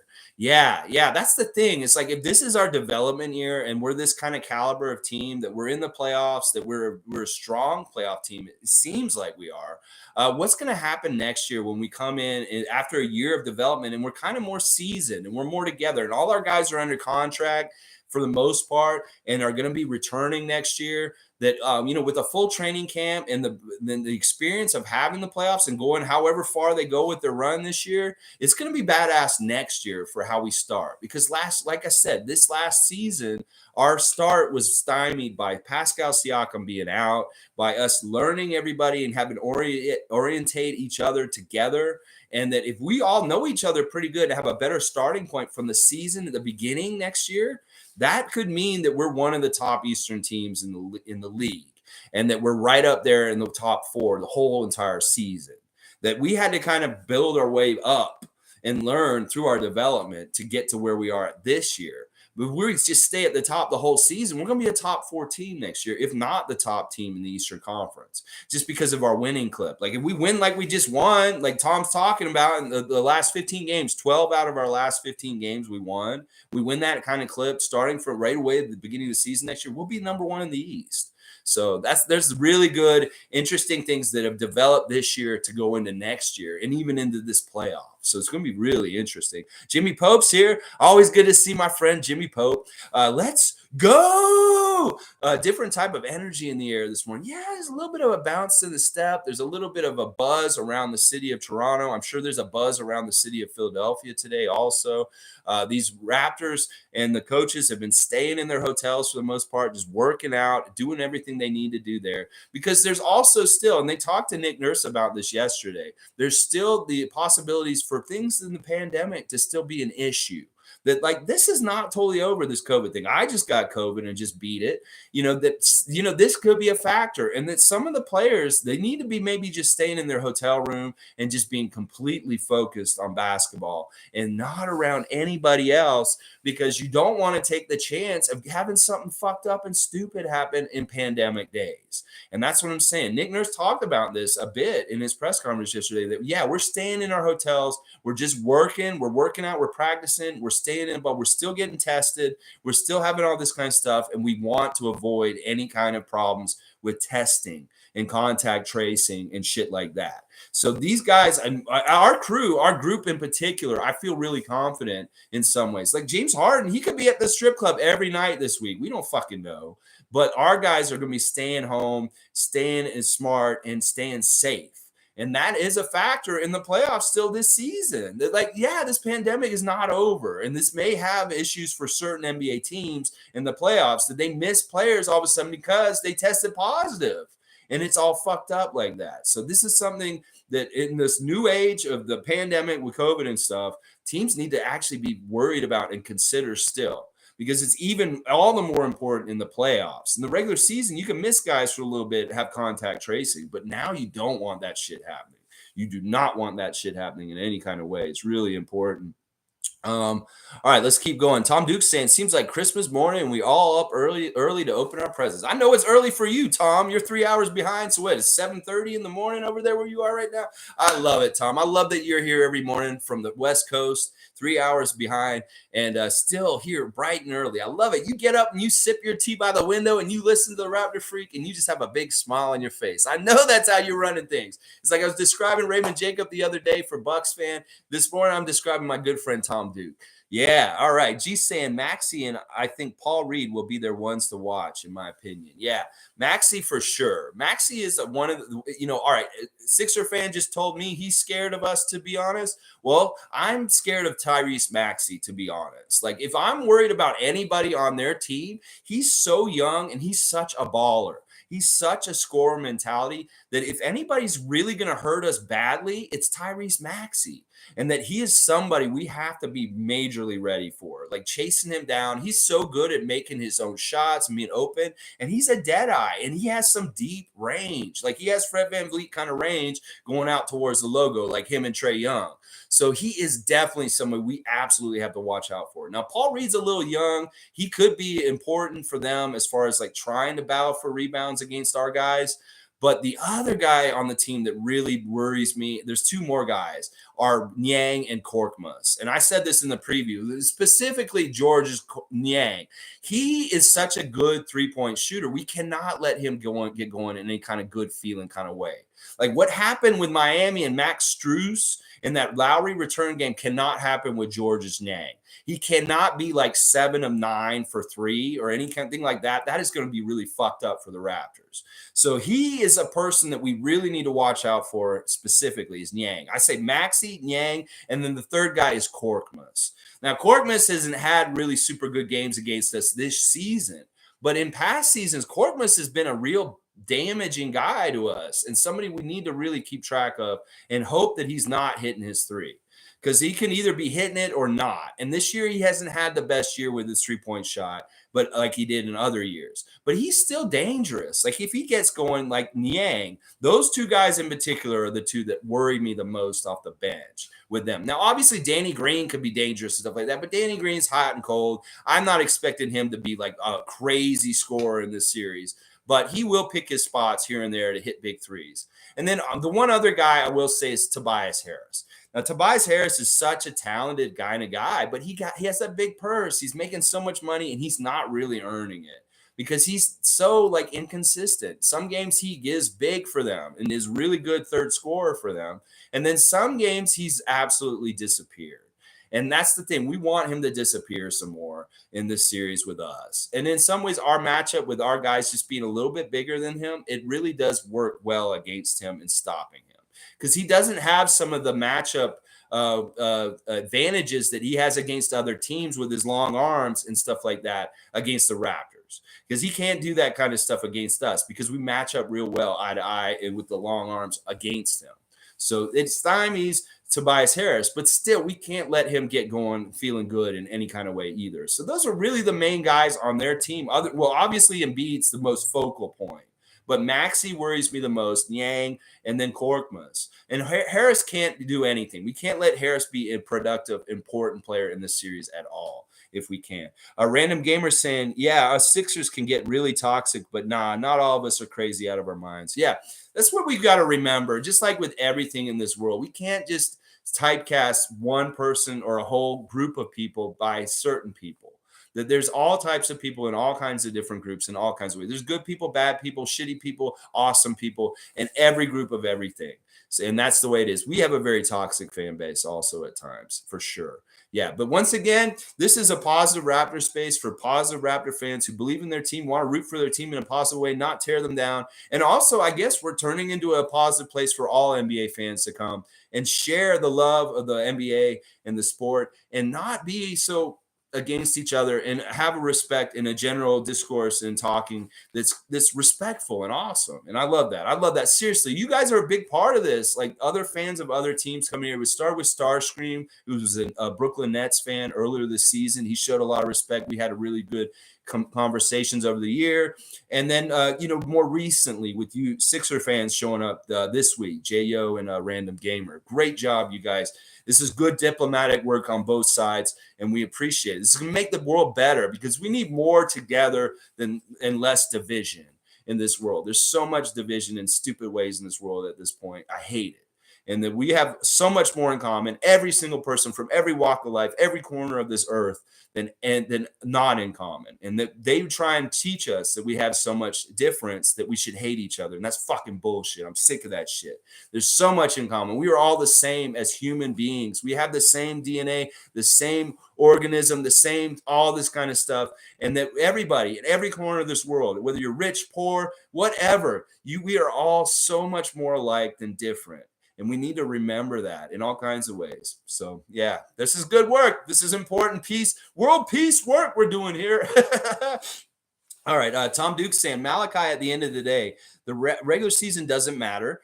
And the playoffs are everything. We were all happy with the season. The players want it. Yeah, Malachi's interview this week was interesting. He's saying this, but he has no idea because he's never been in the playoffs. His first year was last year, the Tampa year, and they didn't make the playoffs. So he hasn't been in a playoff game. So I want to see if Malachi could do something to really impress me.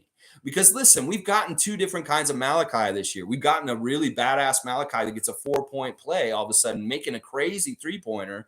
Or we get a Malachi that turns the ball over, looks inept, is missing all of his shots. I want to see what playoff Malachi is when he gets his chance to get out there. Let's see what you're going to do, Malachi, because this is your chance to really get some good faith with Raptor fans and your position in the franchise. And that we need to show, you need to show that you can compete at a very high level in the playoffs and do really good things, productive things for this team. So it is kind of a really important time for Malachi to show, yeah, I may be inconsistent in the regular season, but I'm going to show you a playoff Malachi that's very consistent in producing in different ways to help. So really weird that he was talking about the difference between, because he has no idea what the difference between the regular season and the playoffs is yet himself. So it's kind of weird that he was saying that, Tom. Daniel Chasson, good to see another new name here every morning, 9:30 a.m. Eastern time. Come catch my live stream every day.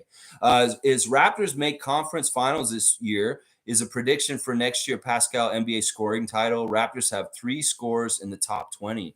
Raptors win championship. I love this guy is a very positive Raptor fan, and I love what you're saying in your first statement coming in here.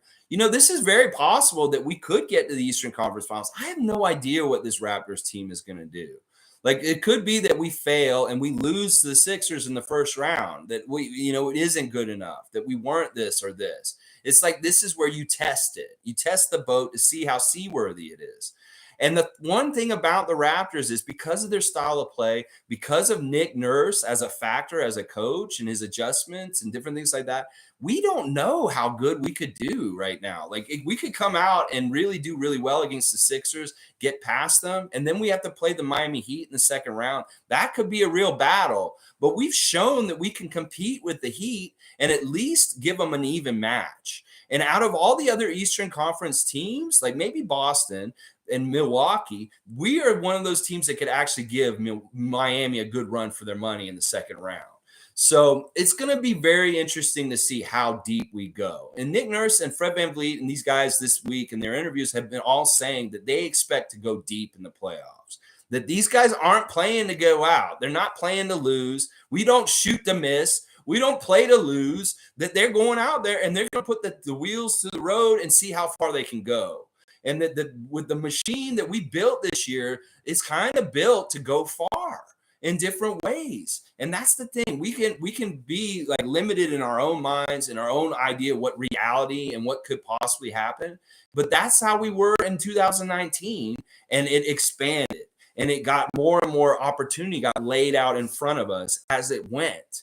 And this could be a very similar kind of playoff year, that more and more opportunity for the Raptors could continue to be laid in front of them, and that we need to take it play by play, game by game, day by day, and just see how it's going each moment at each place. And I love the confidence I have in this team because Nick Nurse, first of all, is a starting point of huge confidence. Second of all, guys like Pascal Siakam and Fred VanVleet just instill huge confidence in me also, because these are the right kind of leaders you want on your team.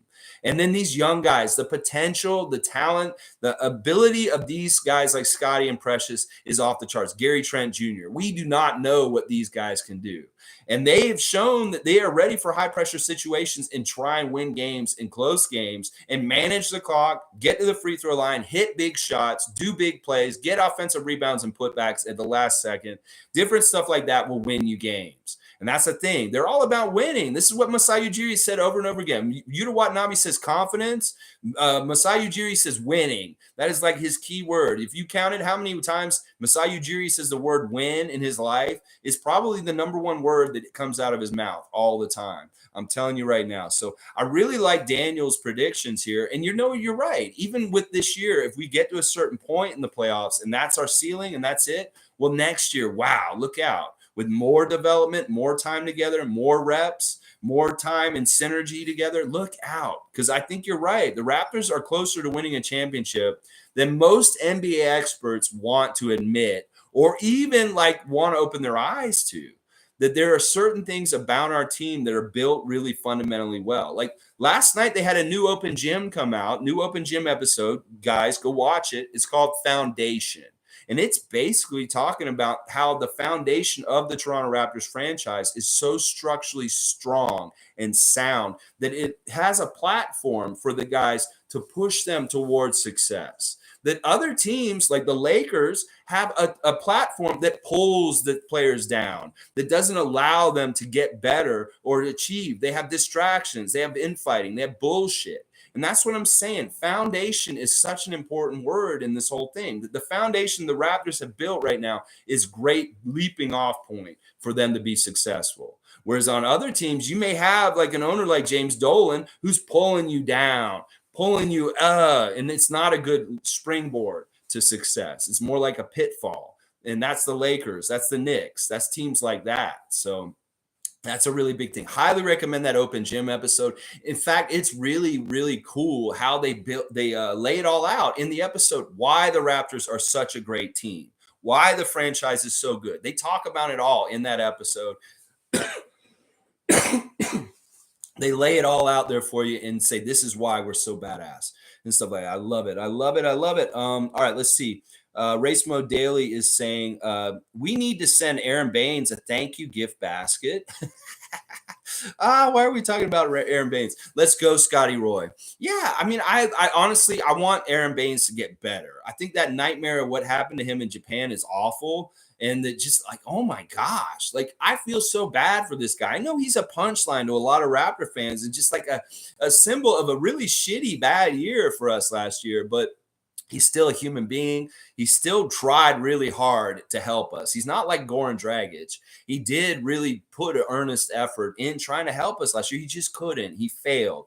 And that's not totally his fault. It's just basically it didn't work. But I can't fault him. And to me, in a lot of ways, Aaron Baines is a Raptor in good standing. Like in some ways, I respect him way more than Vince Carter. So, I have to say, yes, I want the best things for Aaron Baines. I want him to get his health back. I want him to have all good things happen to him because he didn't do anything wrong to us other than he just wasn't up to snuff in that season for us. And that's too bad because I was rooting for him. I wanted him to do well for us, but it didn't work out. And, he's had some real bad luck since. So I'm a humanistic person. I want him to be happy and be okay because he is a good dude. And he did, send him a gift basket. We need to send him love as Raptor Nation and not make him such a butt of jokes any longer like he was last year. Because he was. He took a lot of abuse from Raptor Nation last year. Rightfully so in some ways, but also not rightfully so in some ways. And I love the Scotty Roy. Let's see, Scotty Roy's getting closer and closer. Right now he's got 6 points on Evan Mobley in the rookie year race as far as the spreadsheet saying right now. And if you guys don't know what I'm talking about, I found a spreadsheet in the last couple of days that has all the voting for all the postseason awards. It's in the comments in the last live stream I did yesterday. If you want to go look at it, it's really interesting information. Has all the names of all the voters and who they voted for. Very interesting. G saying, speaking of working out, Scotty's looking bigger. He's definitely looking bigger. This is the thing. This man, at the beginning of the season, he had baby fat on his shoulders and his arms. Like, he didn't have very good definition around his bicep. But now you look at him, and this motherfucker looks strong. Like, he looks way stronger than he did in November at the beginning of the season. And that's really badass. That, like, as the season's gone on, he's gotten stronger and stronger. And that's one of the things that is kind of indicative of him possibly making a leap. Like, if this is playoff intensity and he's making a leap in the intensity of how he plays his game, then we could see some really interesting, new, even more crazy things that he's doing, because he's capable. And this whole season's just been scratching the surface. There's not like he's really trying or he doesn't know exactly what he's doing completely yet. Like, the more he understands and he's more savvy and comfortable as a NBA veteran, the more he's going to be doing and operating, doing crazy stuff on purpose. It's like right now he's kind of finding his way in the dark and saying, well, I can do this, and we can do this, but it's not really the game plan or the understanding or the direct intention of doing some of the stuff that he wants to do on the court. He's such a good caliber that he's going to be able to take over the game like a superstar would in different ways. And it's just he hasn't understood or realized those powers yet. He's a young Padawan who has not realized his full Jedi powers, is basically what I'm saying right now. Oh, yeah. So, yeah, Scotty is looking bigger and badder and just in time for the playoffs, G, and I love it. I'm so here for it. G saying Paul George was out due to COVID protocols and a big reason why Clippers lost last night.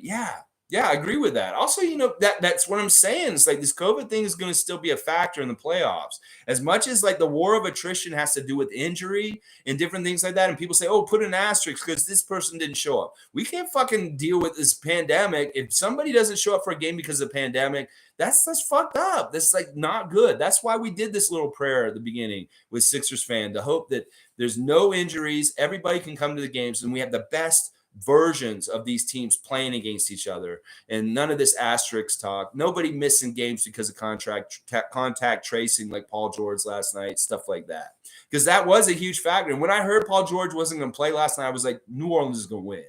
I knew that they were going to win at that point. Plus, the Clippers try to throw everything together at the last minute, and that does never work. And that's part of the reason why the Nets are going to fail in the playoffs, is they're trying to throw shit together at the last minute. If they try and bring Ben Simmons into the fold in the playoffs, they're going to lose, and they're going to get put out by Boston. But in some ways, I kind of want the Nets to put Boston out because Robert Williams III is already missing, and that may be the best time to get the Celtics out, is the Nets putting them out in the first round. So, either way, we're going to get a badass team out of the playoffs in the first round because of that Brooklyn-Boston matchup. And thank goodness. Like Luca Rosano, I went and looked at his preview for the playoffs and his predictions, and he's saying he thinks the Nets are going to get all the way to the finals against the Suns. And I'm like, whatever, man, you're crazy. Because, like, look, they don't have enough. They have those two superstars, and they don't have jack shit after that.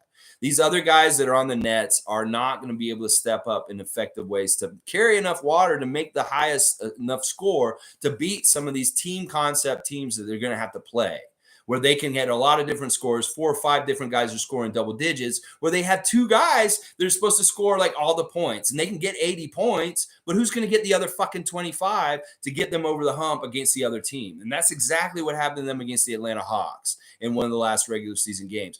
Kevin Durant scored 55 points, get his career high, but they still lost because it's not enough water to fill the jug. And that's going to happen to the Nets. And I'd rather, maybe it should happen to them after they beat Boston, because I want to see them put the Celtics out so they're not even involved in anything where we have to mess with them. Put them out, and then we can, we'll see if the Nets play the Milwaukee Bucks in the second round, and then maybe the Bucks put them out, and then we play the Bucks in the Eastern Conference Finals after we beat the Miami Heat also. This is all like how we plan the route. Paul B's been laying it out all week. This is kind of what he's been saying already, and this is kind of like what I'm hoping will happen for our path to possibly winning a Larry O'Brien this year. All right, let's see. Tom Duke saying Scotty is indeed transforming. Hungry boy, Scotty Roy. Yes, hungry boy, Scotty Roy. I love it. Daniel's saying the Raptors are going to be a superpower in the next few years. Yeah, yeah. The writing's on the wall, Daniel. This team has been built in the right kind of way. And having the off year and getting Scotty Barnes as a lottery pick at number 4, when actually he should have been the first pick in the draft. We need to start thinking about that, because in some ways, I think Scotty Barnes is going to be the generational talent from this draft last year. He's going to be way better than Cade Cunningham, way better than Evan Mobley in the long term. And part of it is what I was just talking about. He's just scratching the surface. And the more he understands his Jedi powers, the more he's going to put his will on the game and become more and more a dominant force in the NBA. That he's already showing signs and blips of it, but we're not even trying to use him to do that yet.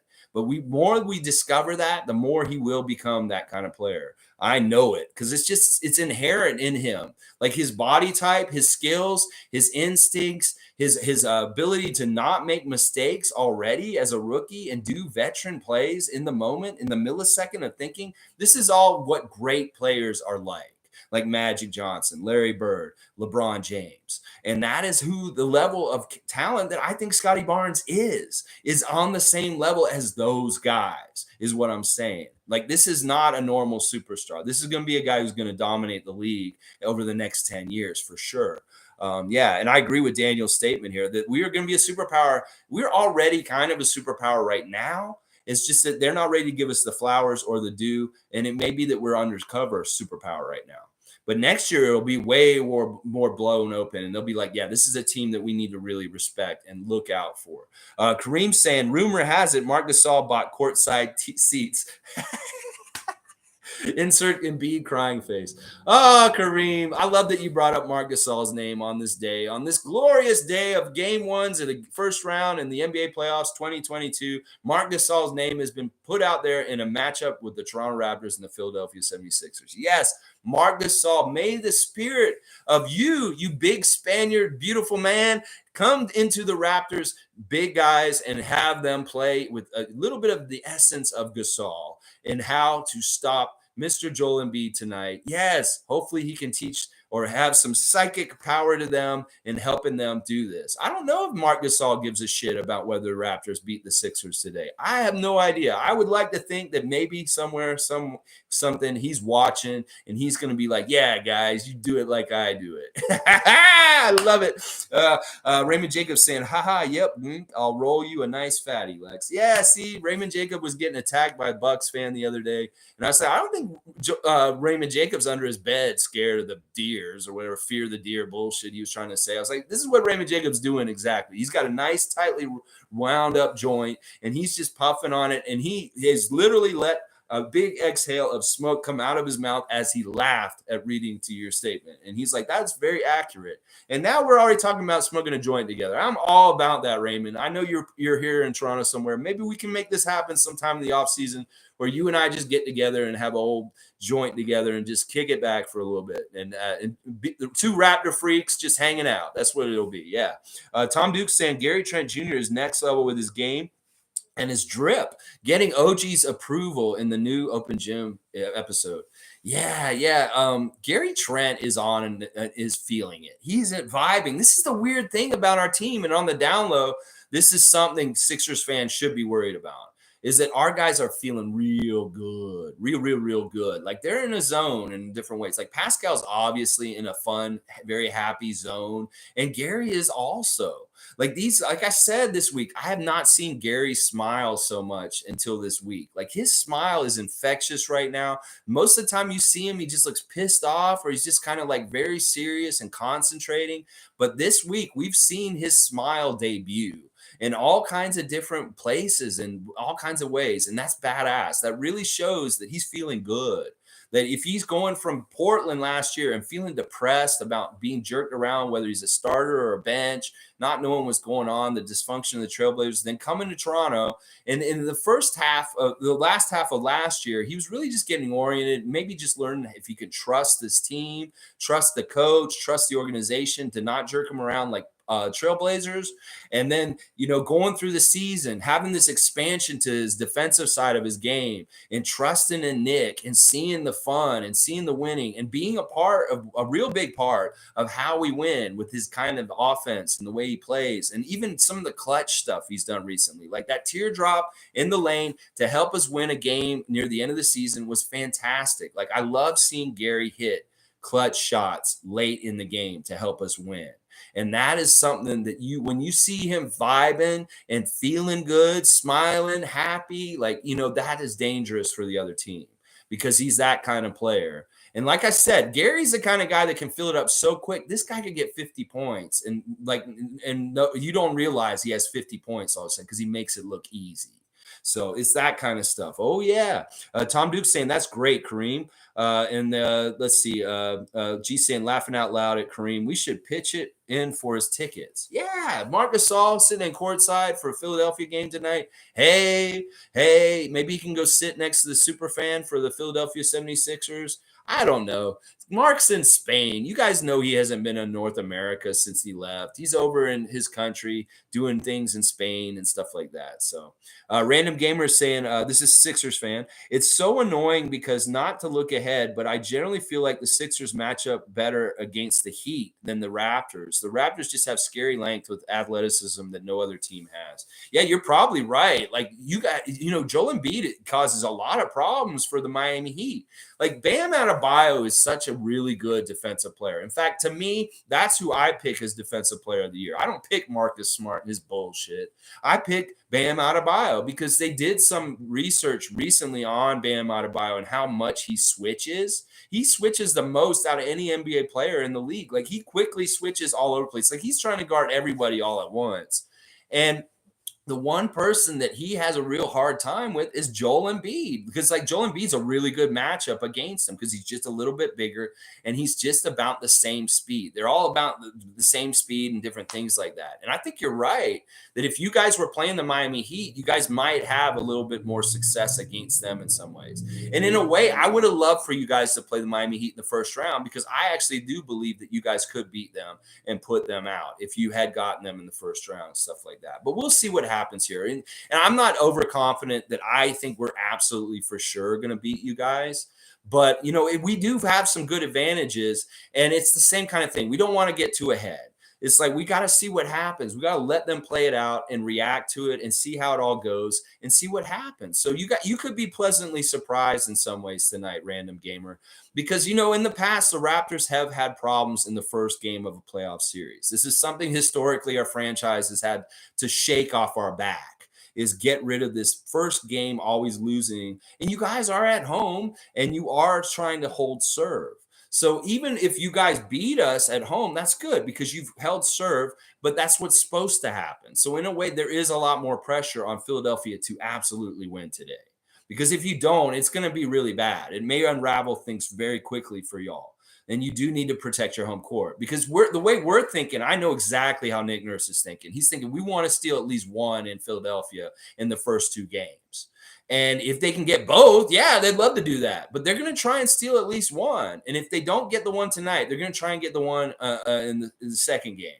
And that's the whole thing. We're the road games. We're the road team. So we're going to have to win one in Philadelphia if we want to win this series. So they're going to try and get it right away in one of the first two ones. So, yeah, I do think y'all were a great matchup for Miami. I will completely agree with that. Like, I would have loved to see Miami versus Philadelphia in the first round. And you guys beat Kyle and put him out. Because as much as I love Kyle, I don't want him to get a ring with the Heat. I'm okay with DeMar DeRozan getting a ring with the Bulls, but I don't want Kyle to win another ring with the Heat. Fuck that. Because I hate the Miami Heat franchise, and I don't want them getting more rings. They already have way too many rings for how young their franchise is. And, yeah, I would have actually root for Philadelphia over the Miami Heat if that was the matchup. Honestly, I know that sounds crazy as a fan who's a fan of the Raptors and stuff like that. I'd actually root against Kyle because I really don't want him to win another championship with Miami. I don't. The more I think about it, the more I don't, because I hate Miami Heat fans. They're the worst. Like, I grew up in Florida. I was around a lot of Heat fans. They're assholes. They really are. All right, let's keep going. Paul B saying in the next season when Jalen Harris is dropping 30. Oh my gosh, why do you bring up Jalen Harris? Every once in a while, you just bring up Jalen Harris. You know that man's not coming back. That man showed up way too high to his last interview in the season last year, and they cut him because of drug problems. And now he's playing over in Greece or something like that. No, we don't want Jalen Harris back. That's the past. We're going forward, Paul B. We can get much better prospects, better guys. You get your chance, and that's it. You fuck it up, you're gone. And that's what happened to Jalen Harris, unfortunately. Race Mode Daily saying, we got our future in Scotty because of Tampa. Really excited for this series en route to 16 games. That's right. To win it, Larry O'Brien, you have to win 16 games. It's 4 games and 4 rounds, and we count them down. That's what Stevie Roots and I are going to start doing today, the quest for 16. And hopefully we can get number 1 today. We'll see what happens. But yeah, our future is super bright, and thank you, Tampa, in some ways for helping us with that, even though what a fucking garbage year last year was. Tonight, we clear the palette of the nastiness of last year, and we show that we are once again back at the playoff caliber elite level, and that's who we are. Oh, yeah. Tom Duke saying, I envision chosen one Utah rolling our fourth quarter Flynn. Syrup on my waffles, pancakes, crepes, flapjacks, galats. Pretty please. Yeah, I would like to see Utah get at least some spot duty at some point in this series, at some point where he does something really productive and awesome and makes it awesome. Like Japanese media can go crazy and they can talk about him and doing stuff. I want him to be a hero. And honestly, I want Svi to be a hero also. What a great story that would be if Svi Mahalik has a horrible fucking year all year long, can't do jack shit, and all of a sudden he shows up in the playoffs somehow, some way, he gets some chance and he blows up and he does something huge for us in the playoffs. I would love that for him just because of his home country, the war going on there, the support and stuff like that. It would be an inspiring story. Like that's the kind of story you make movies about. Svi Mahalik's journey this season, if he can fucking get it going finally and make some noise and do some productive, helpful things to help the Raptors win. I'm so rooting for that, mainly because of this war in Ukraine and just how it would be so beautiful and poetic in some ways for Svi in his personal journey and stuff like that. So him specifically, Utah also. And yes, I do want Flynn to show huge capabilities and show us that we can be confident in him to do great things for us on the playoff stage. For sure. Race Mode Daily saying, let's go. Yeah, I say it too. Scott B's here. Good to see Scott B, a regular. The Sixers are a better match for the Heat. Who let this guy in the room, Alexi? Raptors are a better matchup against anyone. You're in the wrong room, bro. No, listen, Scott B. Random Gamer's cool. He's here with us. We're having a lot of infiltration of other fan bases this week. It makes sense. This is a smart Philly fan that wants to come in and get a view from the other side and understand our perspective and see what we're talking about so that he's more informed. This is really smart, actually. He's a genius, Random Gamer, for being here. And he's not being disrespectful. He's been very, very kind. We're actually having very good discourse and stuff like that. So he's totally welcome here. And like, I agree with him. And so I'm not saying that they're a better matchup against the Heat over us. I'm saying that the Sixers are a better matchup against the Heat instead of us, is what he's saying. He's saying he'd much rather be playing the Miami Heat than playing the Raptors in the first round. And he's not saying that we play them better or they play them better or not. That's not what he's saying. He's saying that he was hoping they'd play the Miami Heat instead of having to play the Raptors because he understands the matchups are way better for the Sixers against the Heat is basically what he's saying, stuff like that. But yeah, he's awesome, Scott. Come on, we got to let him in. And, like I said, this is good community building with other fan bases also. Like we're going to be a positive Raptor fan base, part of that positive part of the fan base. We have to be welcoming and awesome with other fans of other teams also. This is the negative bad fans that are stuff like that. But if you guys want to talk trash to whatever fan that comes in here, I can't control y'all. Y'all are your own people. And I support Raptor freaks standing up for the Toronto Raptors when it comes down to it. But I do like having this respectful atmosphere also where he can be here also and talking with us. It's really cool, actually. I love it. Tom Duke's saying essence of Gasol. Yeah, Random Gamer. Like, Scott B is a good dude. He's a really awesome, nice guy.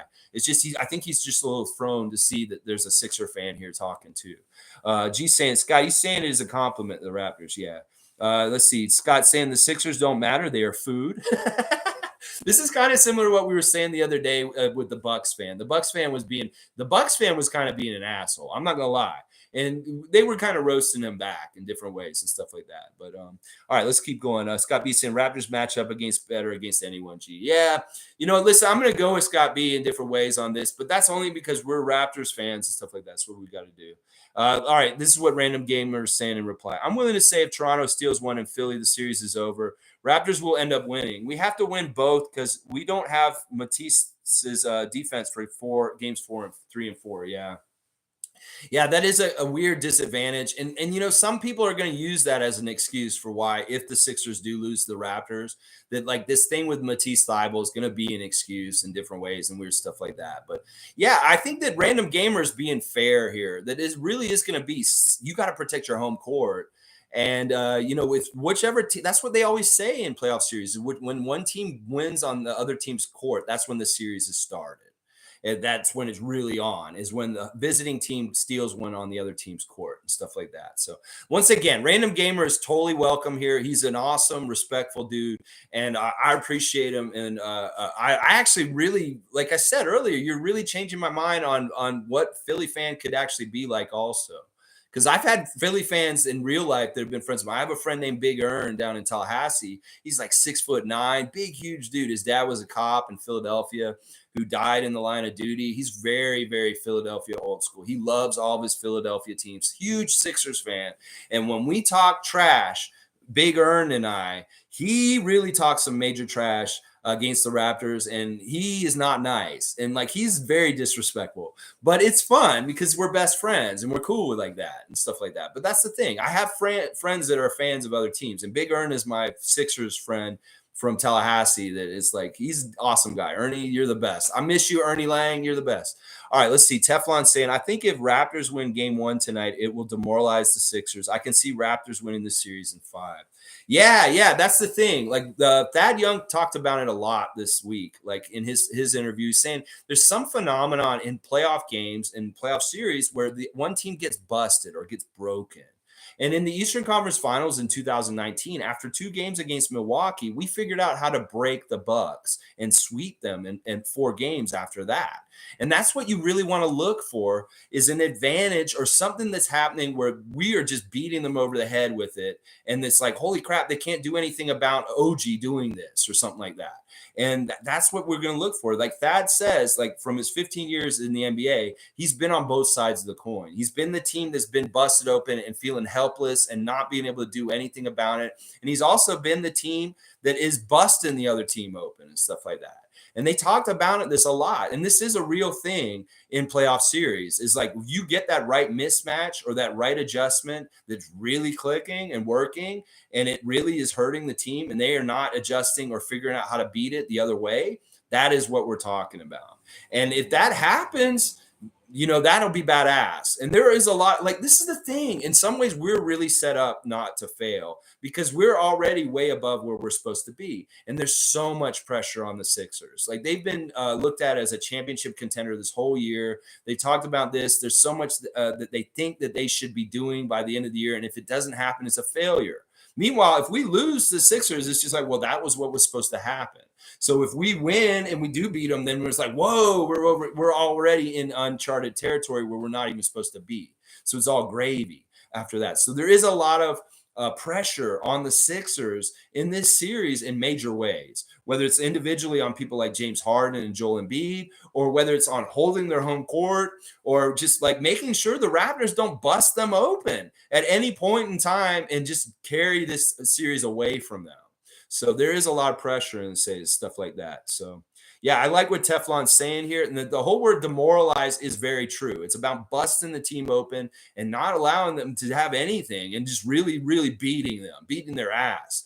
Scott B saying, if you say he's okay, Lexi, I'm good, but I'm sick of the disrespect tonight. We start taking the respect back. I'm with you, Scott B. I'm with you completely. Listen, don't get it twisted. I am with you for sure. And yeah, I'm sick of a lot of the disrespect too, but for the most part, like I said, we got to take this on case-by-case basis. Random Gamer is a great Philadelphia fan. He's not a toxic fan. He's a positive dude. And like I said, he's smart. He's brilliant. He's in here listening to the Raptors side. So when he watches the game tonight, he has his information from his side, and he's also got us. That's just really smart, like scouting and understanding stuff. And you did come to the right channel, Random Gamer. I'm going to tell you right now that if you wanted to really understand and find out about what's going on with the Raptors, the Raptor Freak channel is the best place to be, because we've been doing this whole entire year. Like, I've been talking about the Raptors every single day before this season started, every single day, live streaming 9:30 a.m. every single day. So Race Mode Daily saying, Freaks, if it's not the Raptors, who would you like to see at the top of the East? I'd like to see Chicago then, if it's not going to be the Raptors. I know that's not likely because Chicago's in a really bad place. And this series against the Bucks is going to be really, really tough for them. But it's really for DeMar. I really want DeMar to win a championship so bad. And that if it's not going to be us, I'd love for Chicago to win a championship. But I don't think that's realistic. I think in a lot of ways, we have a better chance of winning a championship this year than the Bulls do now at this point. But if the Bulls can do some noise and mess up the Bucks somehow and put them out in the first round, hell yeah, I'm rooting for that. That would be so badass. But and I guess in some ways, I kind of have to root for Kyle on the down low, even though I was just talking about how I don't really want them to win a championship.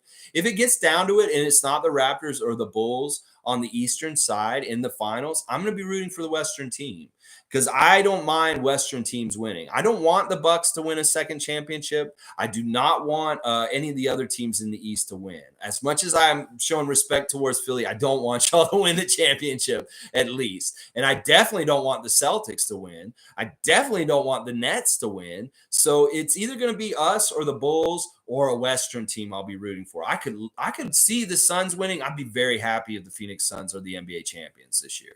I have no problem with the Suns winning. I want Chris Paul to get a ring and feel good. And actually, that's a team on the West side that I will definitely root for if they get to the finals. And it's against an Eastern team that I hate. Oh, yeah, that'll be real quick. Scott B saying, if we win game one, the Sixers will buckle under the pressure. This is going to make it really hard because it's going to set the tone. And if we show some things like where we're really like taking advantage of them in different ways and they don't adjust, like if Doc is not a smart coach and he's not reacting or adjusting fast enough, we will capitalize and we will continue to capitalize until he figures it out. And that may be the problem. That is the thing that Random Gamer and other Philly fans are going to be worried about, is Doc Rivers being an idiot and not being able to adjust quick enough to Nick Nurse's adjustments. Because that is the chess game between the coaches, is adjustments. And, you know, some other coaches match Nick Nurse pretty quick with the adjustments, but I have no confidence in Doc Rivers being able to be on the fly and change stuff, because Doc Rivers is an old school dude. He played in the NBA a long time ago. He's really conditioned by the old NBA, and the game's evolving. And part of the problem with Doc Rivers in his coaching career is he's an older coach. He's been coaching for how long? When did he win that championship with Boston? That was like over 10 years ago or something like that. And the game is evolving. And it may be that Doc Rivers is an old kind of coach that the game's leaving behind. And that's what I'm talking about right now with that. Oh, yeah. Random Gamer saying, no, I'm not going to use it as an excuse. It's the time, this next man up mentality. Can cry and be depressed because one of our guys is missing. Can't cry about it. I mean, yeah, Random Gamer's got the best attitude about this. And this is actually the attitude I have on the other side. Is like, we can't cry and complain if guys go out because of COVID. We can't cry and complain because OG broke his finger and make excuses. This is what other teams like Golden State does. You know, you don't have fucking Kevin Durant and Klay Thompson. Well, you should have had more guys on your team to step into their shoes. Next man up mentality is a very real important thing for NBA teams in the world of COVID. And that's great that Random Gamer is the kind of fan that recognizes that and doesn't make excuses. I'm saying just in general, it may not even be Sixer fan that's making excuses. It may be just in general the NBA experts. Well, they wouldn't have beat the Sixers if Matisse Thybulle could have played in Canada. You know, they'll be doing it. It'll be the pundits, the fucking assholes in the NBA that put down the Raptors will be making the excuses, and not necessarily Sixers fan. So, yeah. G saying, Thad said, you can sense when the other team is crumbling. Yeah, you really can. And if you're an astute basketball watcher, somebody who really pays attention, you can see it yourself as a fan. Like, you can see it in the game. You know, this will be hopefully something that we talk about tomorrow in the reaction. That we'll say, well, in the third quarter, do you remember when this happened with Thad and Precious and Joel and this, and then they couldn't do anything after that? That it'll be that kind of thing. And, you know, it'll be very apparent to us because we'll see a swing in the game. It'll be a run There'll be like a change in the game and the atmosphere and the way that things feel. It could be the crowd is deflated and completely like dismayed at what they're seeing, that kind of stuff. So yeah, you can feel it and you can see it in there. G saying, let's see, Scott B saying, yeah, G, I thought that was a statement by Thad. Yeah, it was. Thaddeus was really open and awesome in his interview this week, whether he's talking about his affinity and love for the Sixers organization. He's always going to be a Sixer at heart in different ways, but he does play for the Raptors now. So it's important for him to play well for us. And then talking about getting that first scouting report from the Raptors coaching staff, he was impressed. He's like, these guys are the best. Like he had never seen a scouting report so thorough and so well prepared as when he came to the Raptors after the trade deadline this year.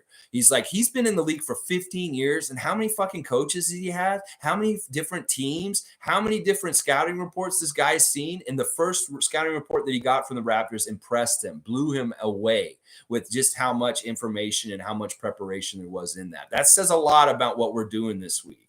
That this week in the preparation this week, some teams may be like, let's just be loose. Let's just practice, shoot around. We're getting into the nuts and bolts. We're talking about all kinds of scenarios, and we're absolutely making sure that our 12-man roster, 15-man roster is absolutely prepared in every single kind of way that they can be this week, whether it's health-wise with their bodies or just mentally being prepared, or just understanding and feeling it like you got the information and understanding of what you're supposed to be doing in the game.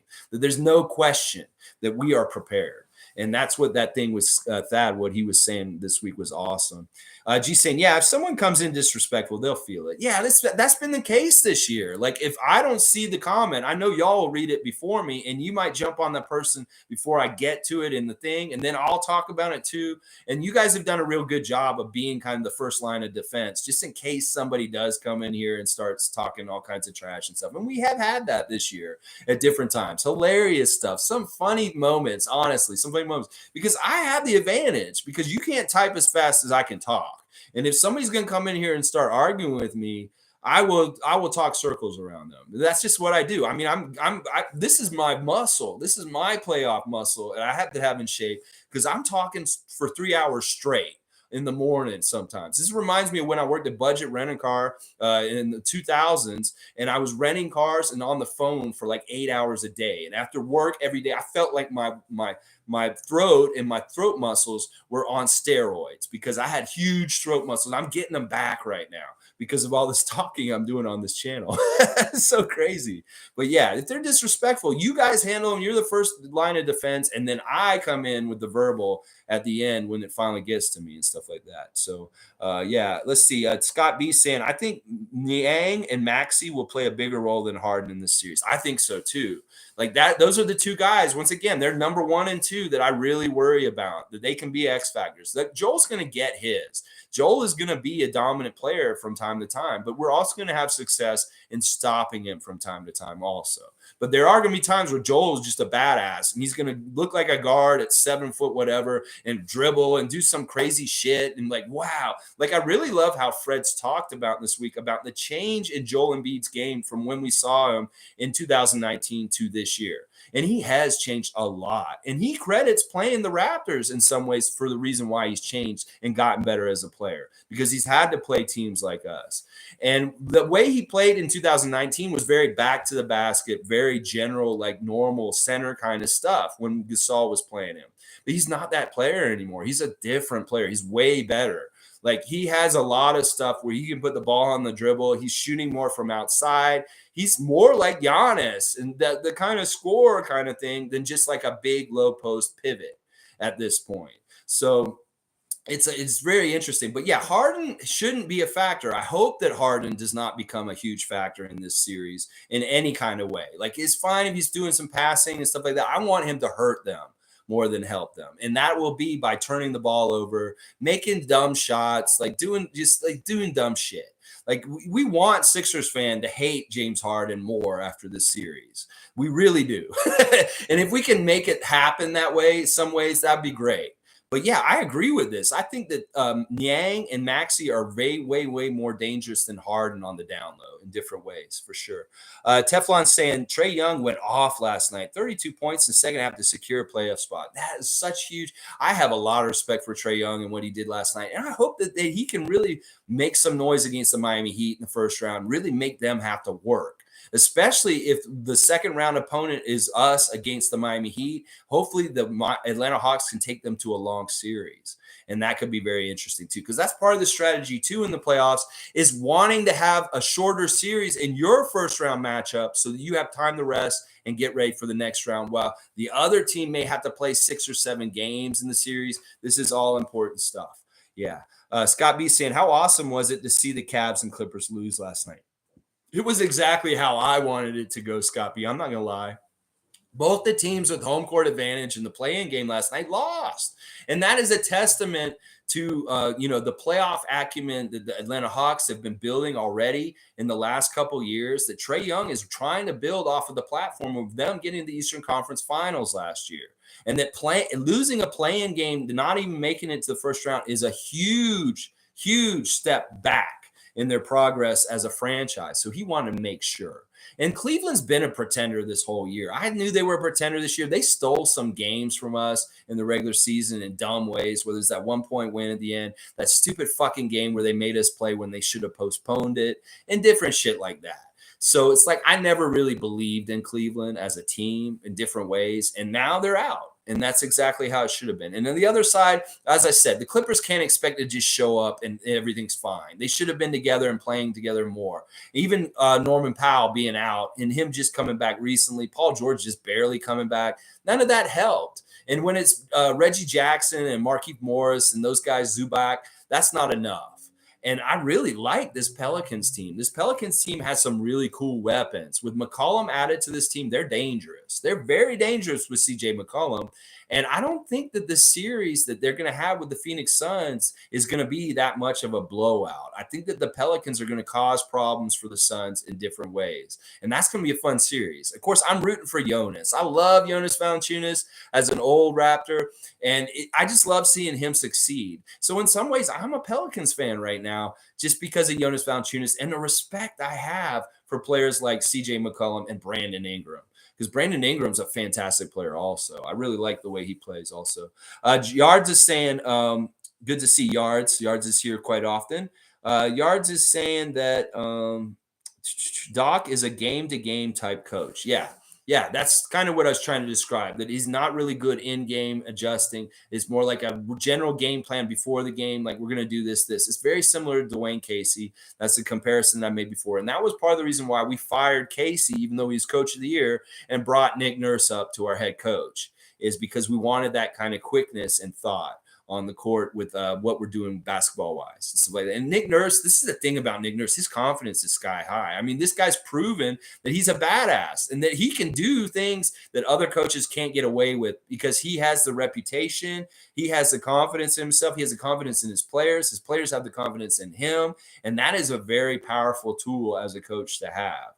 Is that in some ways, Doc may not have complete confidence from some of his players on his team, Harden, that may make it harder for everybody to really buy into some of the things he's trying to do. And that is a big thing about coaching, is you want your players to believe in you and totally buy in and run to the end of the earth for you. And that's what the Raptors do for Coach Nurse. I mean, they're full court pressing throughout the whole entire game. Players don't like doing that. They don't like playing all out like that. And these guys are like, thriving. They're like a pack of dogs that love just running and going all over the place and getting crazy and exerting energy. And like other players in the league are like, yeah, I don't feel like running today, is kind of the way they are sometimes. So, and that's a really huge strength for the Raptors for this year in the playoffs for sure. G San Thad said he has never seen scouting reports like the Raps one. Fred said Nurse has backup plans if they find limitations, and even Chris alluded to some of them schemes. Yeah, this has been a subject in the interviews this week, the depth of preparation and ideas that Nick Nurse has in his cache, like in his bag of tricks. is like it's limitless in some ways. Like, this motherfucker's crazy. He might go to a kindergarten basketball game and see some plays that kindergartners are playing. He's like, maybe that would work on the NBA level. Like, if he's going to do a box and one against the Golden State Warriors in the 2019 finals, this man's crazy enough to do any fucking thing. We know this. So, and he's creative enough to really understand the talents of his players on the roster to really do, like, I'm telling you, they get really in detail, like specific, really important, like where you're putting your feet, what you're doing with your hands. They're getting into that kind of like minute detail when they're talking about how these guys are going to play defense in different situations and stuff like that. It's really interesting. And real strength that we have. This is a huge added advantage for the Raptors in the coaching department, for sure. Scott B saying Doc is out of his league, and I think it's going to show. He's already showing signs of cracking, losing his temper with the media. Yeah, like I said, he's just an old school guy. The game is maybe passing by certain coaches in this league at this point. That maybe what they did 10 years ago, it worked, but it's not working anymore because the league is evolving. And that, yeah, Nick Nurse is the cutting edge of that evolving in the league and stuff like that. So, yeah, I agree with that. Jimmy Pope saying the one thing I'm worried about is Joel and Harden getting phantom calls. Yeah, we're going to have to watch out for that. Listen, looking at the crew tonight with Kane Fitzgerald, Bill Kennedy, and Jason Goebel, these guys, I think from what I've seen this year, they've let people play. Like, they've let a lot of physicality happen. I think I've specifically remember games where Kane Fitzgerald was reffing and being the crew chief, and they let him play. They swallow the whistle, and they do not call ticky-tack fouls. But we do need to watch out for this, that this is something that as fans, we need to really pay attention to when they're blowing the whistle and if it's consistent on both ends. Like, if you're going to call a touch foul on James Harden to go to the line, you better be fucking doing it for Pascal Siakam, is what I'm saying. So it's that kind of stuff. And that may be a way on the download the NBA tries to manipulate to help the Sixers be more competitive in this series, is by helping them, by giving them more free throws than us and putting them on the line way more. But the Nick Nurse and all the coaches and the players are saying this week, we're trying not to foul them. That one of their goals in their defensive scheme is to not allow them to get to the line, is to play that really good defense right up on them, but not really fouling them. Just really good agitating defense that doesn't touch them.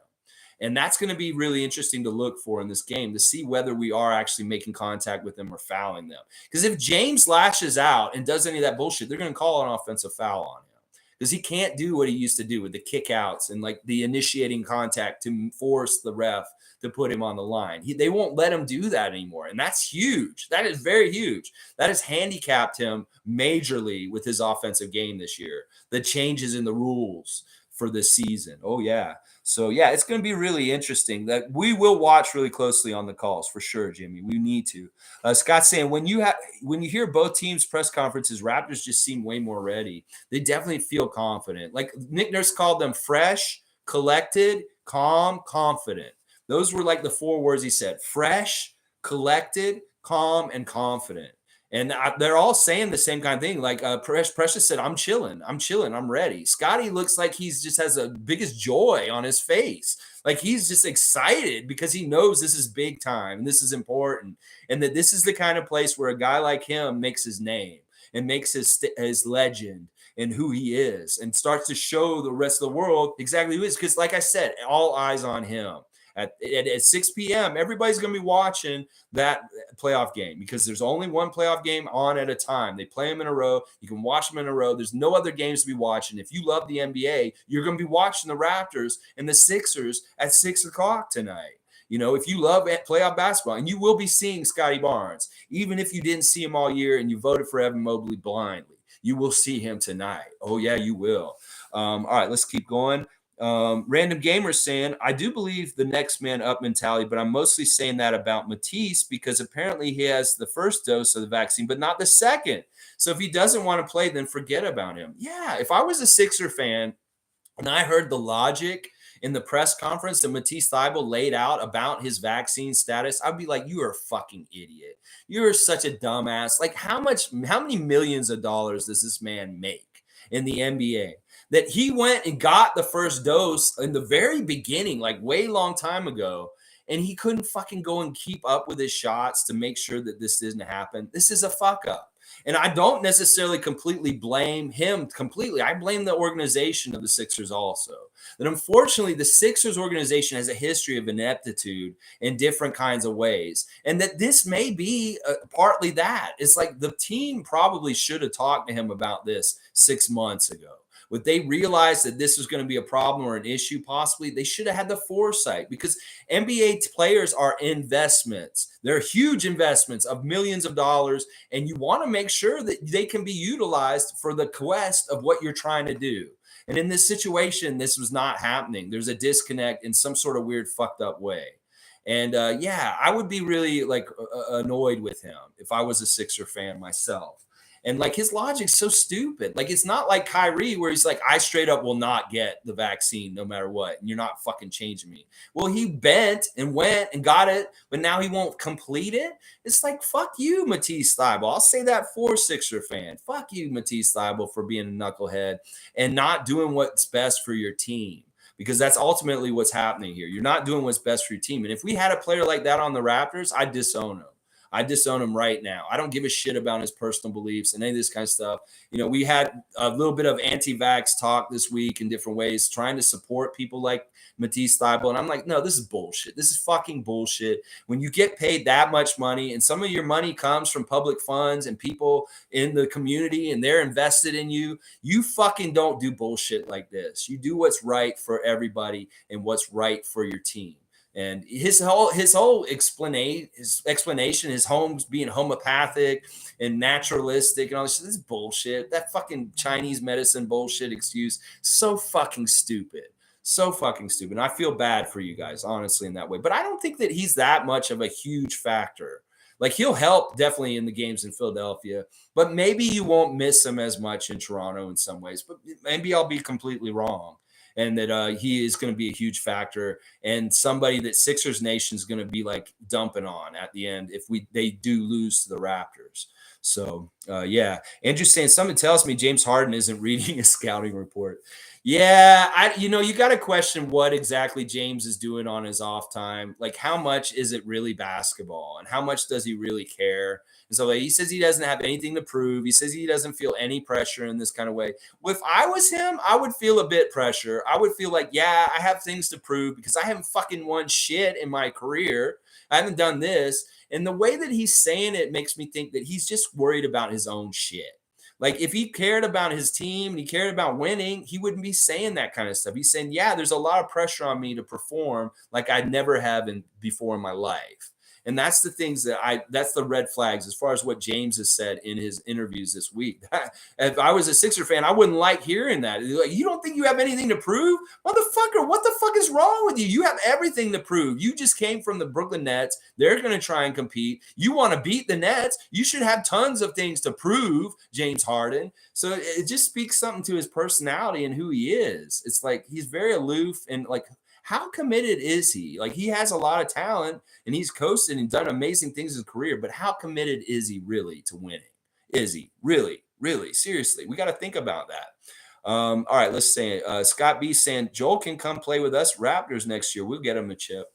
Yeah, I mean, that would be a great player to have on the Raptors. I would totally welcome having Joel Embiid on the Toronto Raptors somehow, some way. A lot of these big guys I like Cat, DeAndre Ayton, these kind of guys. I'd love to have that kind of player on our team, but I don't think it's the style that we're going to. Like we're part of the wave of the future, and like I've said at times in the last couple of weeks, the big center may be like getting phased out in some ways. That like we've shown this year, the Raptors have shown that Jokic and Embiid can be a detriment, can be a negative on the team, that they can take away from helping their team win because of the things that we do with our defense and our switchability and our mobility with our five that we play and stuff like that. So yeah, that's what I'm thinking. Joel Embiid was a Raptor, I wouldn't be upset. I'd welcome him with open arms, but I don't think that that's very realistic or feasible as far as with cap things or things. And I know that Sixers fan wants Joel Embiid as long as possible, and he should stay in Philadelphia as long as possible. I'd hate to see Joel Embiid up and go to like New York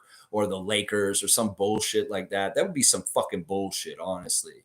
And I think Joel's that kind of guy. Like he's a character dude. Like I really like his personality and the things that he's saying. And the work he's put into his game is badass. He's more like Pascal Siakam than James Harden, is what I'm saying, Joel Embiid.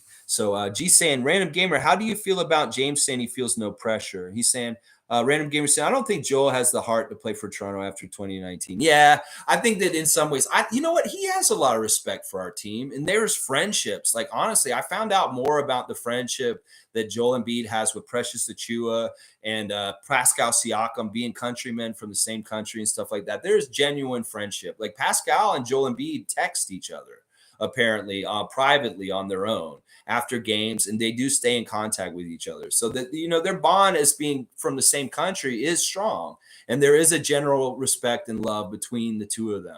So but yeah, I think you're right that I don't think he'd want to play for us just because of the bad memories in the building and stuff like that. And it is the kind of thing where it's like you're trained, it does not compute if you're all of a sudden in a new jersey, and it doesn't make sense sometimes. Like that's the weird thing for me with sometimes seeing Kyle Lowry in a Miami jersey or DeMar DeRozan in a Chicago Bulls jersey. It does not compute, kind of thing.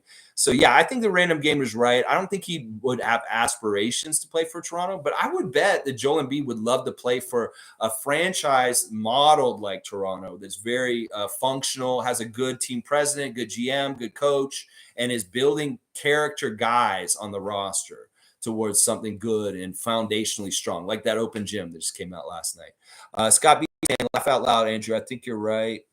Yeah, I don't think he is in some ways. I think, like I said, like if we're worried about our guys like going out and getting COVID during this time, James Harden is somebody I would worry about just because his life is so loose. Like even in the middle of the pandemic, he went to Atlanta and got wings at the strip club or something like that.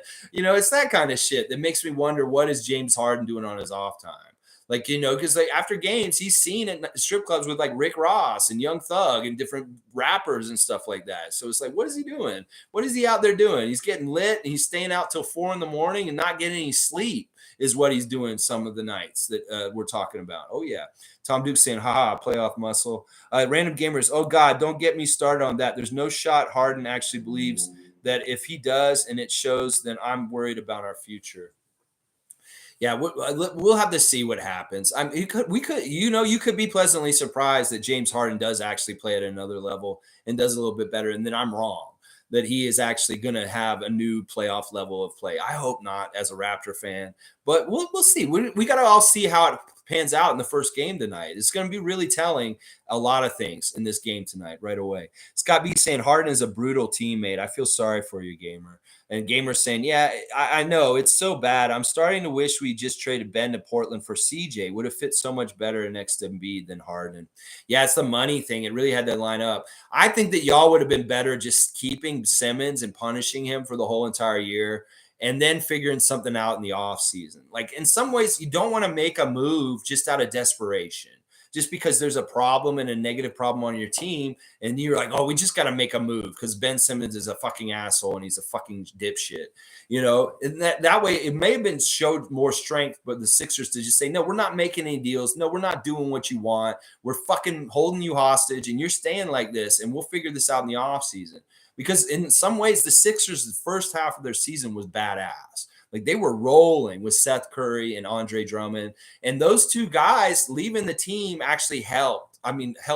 Actually hurt the Sixers afterwards. Like I really thought getting rid of Seth Curry, who's the brother, the son-in-law of Doc Rivers, he did not want to leave y'all's team. He did not want to go to Brooklyn. He was very happy on the Sixers, and he was a very good functional piece to your team. And if I was talking about Seth Curry this morning playing us tonight, I would be more worried and upset and worried about Seth Curry. But he's not on your team because you had to do that to make this work with Harden. And that, in some ways, that is the worst part of the deal with Harden and Simmons is that y'all lost Seth Curry. And on the down low a little bit is Andre Drummond also. But I wish you guys had just stood pat and punished Ben Simmons the whole year. And that you wouldn't even have to deal with the James Harden circus bullshit. That's still Brooklyn's circus that they should have been dealing with and having to go through his fuckery there. So, but it woulda, coulda, shoulda. It's just how it all happened and stuff like that. Let's see. Callie's here. Good to see Callie. So excited for the game tonight. Our guys seem confident and ready. They really do, Callie. I love that I'm hearing that Fred and OG are up to speed and they're going to look like they're going to ready to go. Chris Boucher, seal of approval for OG. He knows OG Anunoby very well from playing with him for the last 4 years. He sees OG is up to speed and he's ready to play tonight. That's what Chris Boucher said. Tom Duke saying, woohoo, Callie, no stress. Just excitement. That's right. G saying JV looks good. Yeah, Jonas Valanciunas, any kind of success he gets, I'm always all for it. He's a great Raptor from the past. I love him. Coe and Ingram look awesome last night. We Raptors fans love Jonas, so it was so good to see him win. Yeah. CJ and Ingram look good. Yeah. Like I said, I like CJ McCollum's game. He's a great pro. And I think Sixer fan, you would be more happier if you had CJ McCollum lining up with your guys tonight instead of James Harden. That's a weird thing that they didn't do that deal in some ways. I guess that maybe Portland didn't have enough to send the other way because Ben Simmons was such an albatross with his contract. This is a similar thing the Lakers are going to find with Westbrook and Davis. If they're going to try and do any kind of moves with them, who the fuck wants these guys for these prices? And it's almost like with Simmons, you had to do it for Harden because he's the only other guy that's comparable that is a headache also. And that's kind of the sad thing about that whole blockbuster deal that happened at the trade deadline. Yeah, it's really nice to see Jonas doing well. Really nice to see. I love all that too. Yeah. Andrew saying we have a fully healthy team that is used to playing a tight 6-man rotation and playing 40 plus minutes a night. We are built for the playoffs. This is an understatement, Andrew. It's not only that we've already been doing tight rotations, like playoff style rotations with heavy minutes on our starters, and that they have the reps and the stamina for doing this kind of stuff. It's also that our brand of basketball is just tailor-made for winning in the playoffs, that you win in the playoffs with defense and rebounding. And this is our calling card. This is what our identity is. And hopefully this is what we'll show tonight. And yeah, I love that statement, Andrew. And Andrew saying Embiid and Harden have conditioning issues. They are food. Well, Embiid he is big and he just gets tired. But yeah, Harden, that was part of the big beef between him and Durant this season. He came into the training camp out of shape, looked like fucking fat boy. And Durant it pissed him off right off the bat. And they were already having a disconnect because he didn't respect him for his not coming in prepared. And this is the same kind of thing with James. It's just how James is. He's a bump on the log, just coasting through life. And, he's doing what he does because that's who he is and stuff like that. So G saying Skip said Raps in 6, but he also said Nurse will end up coaching for the Lakers. The entitlement is crazy. His potential rookie of the year, all NBA, all stars, defensive machines now. Yeah.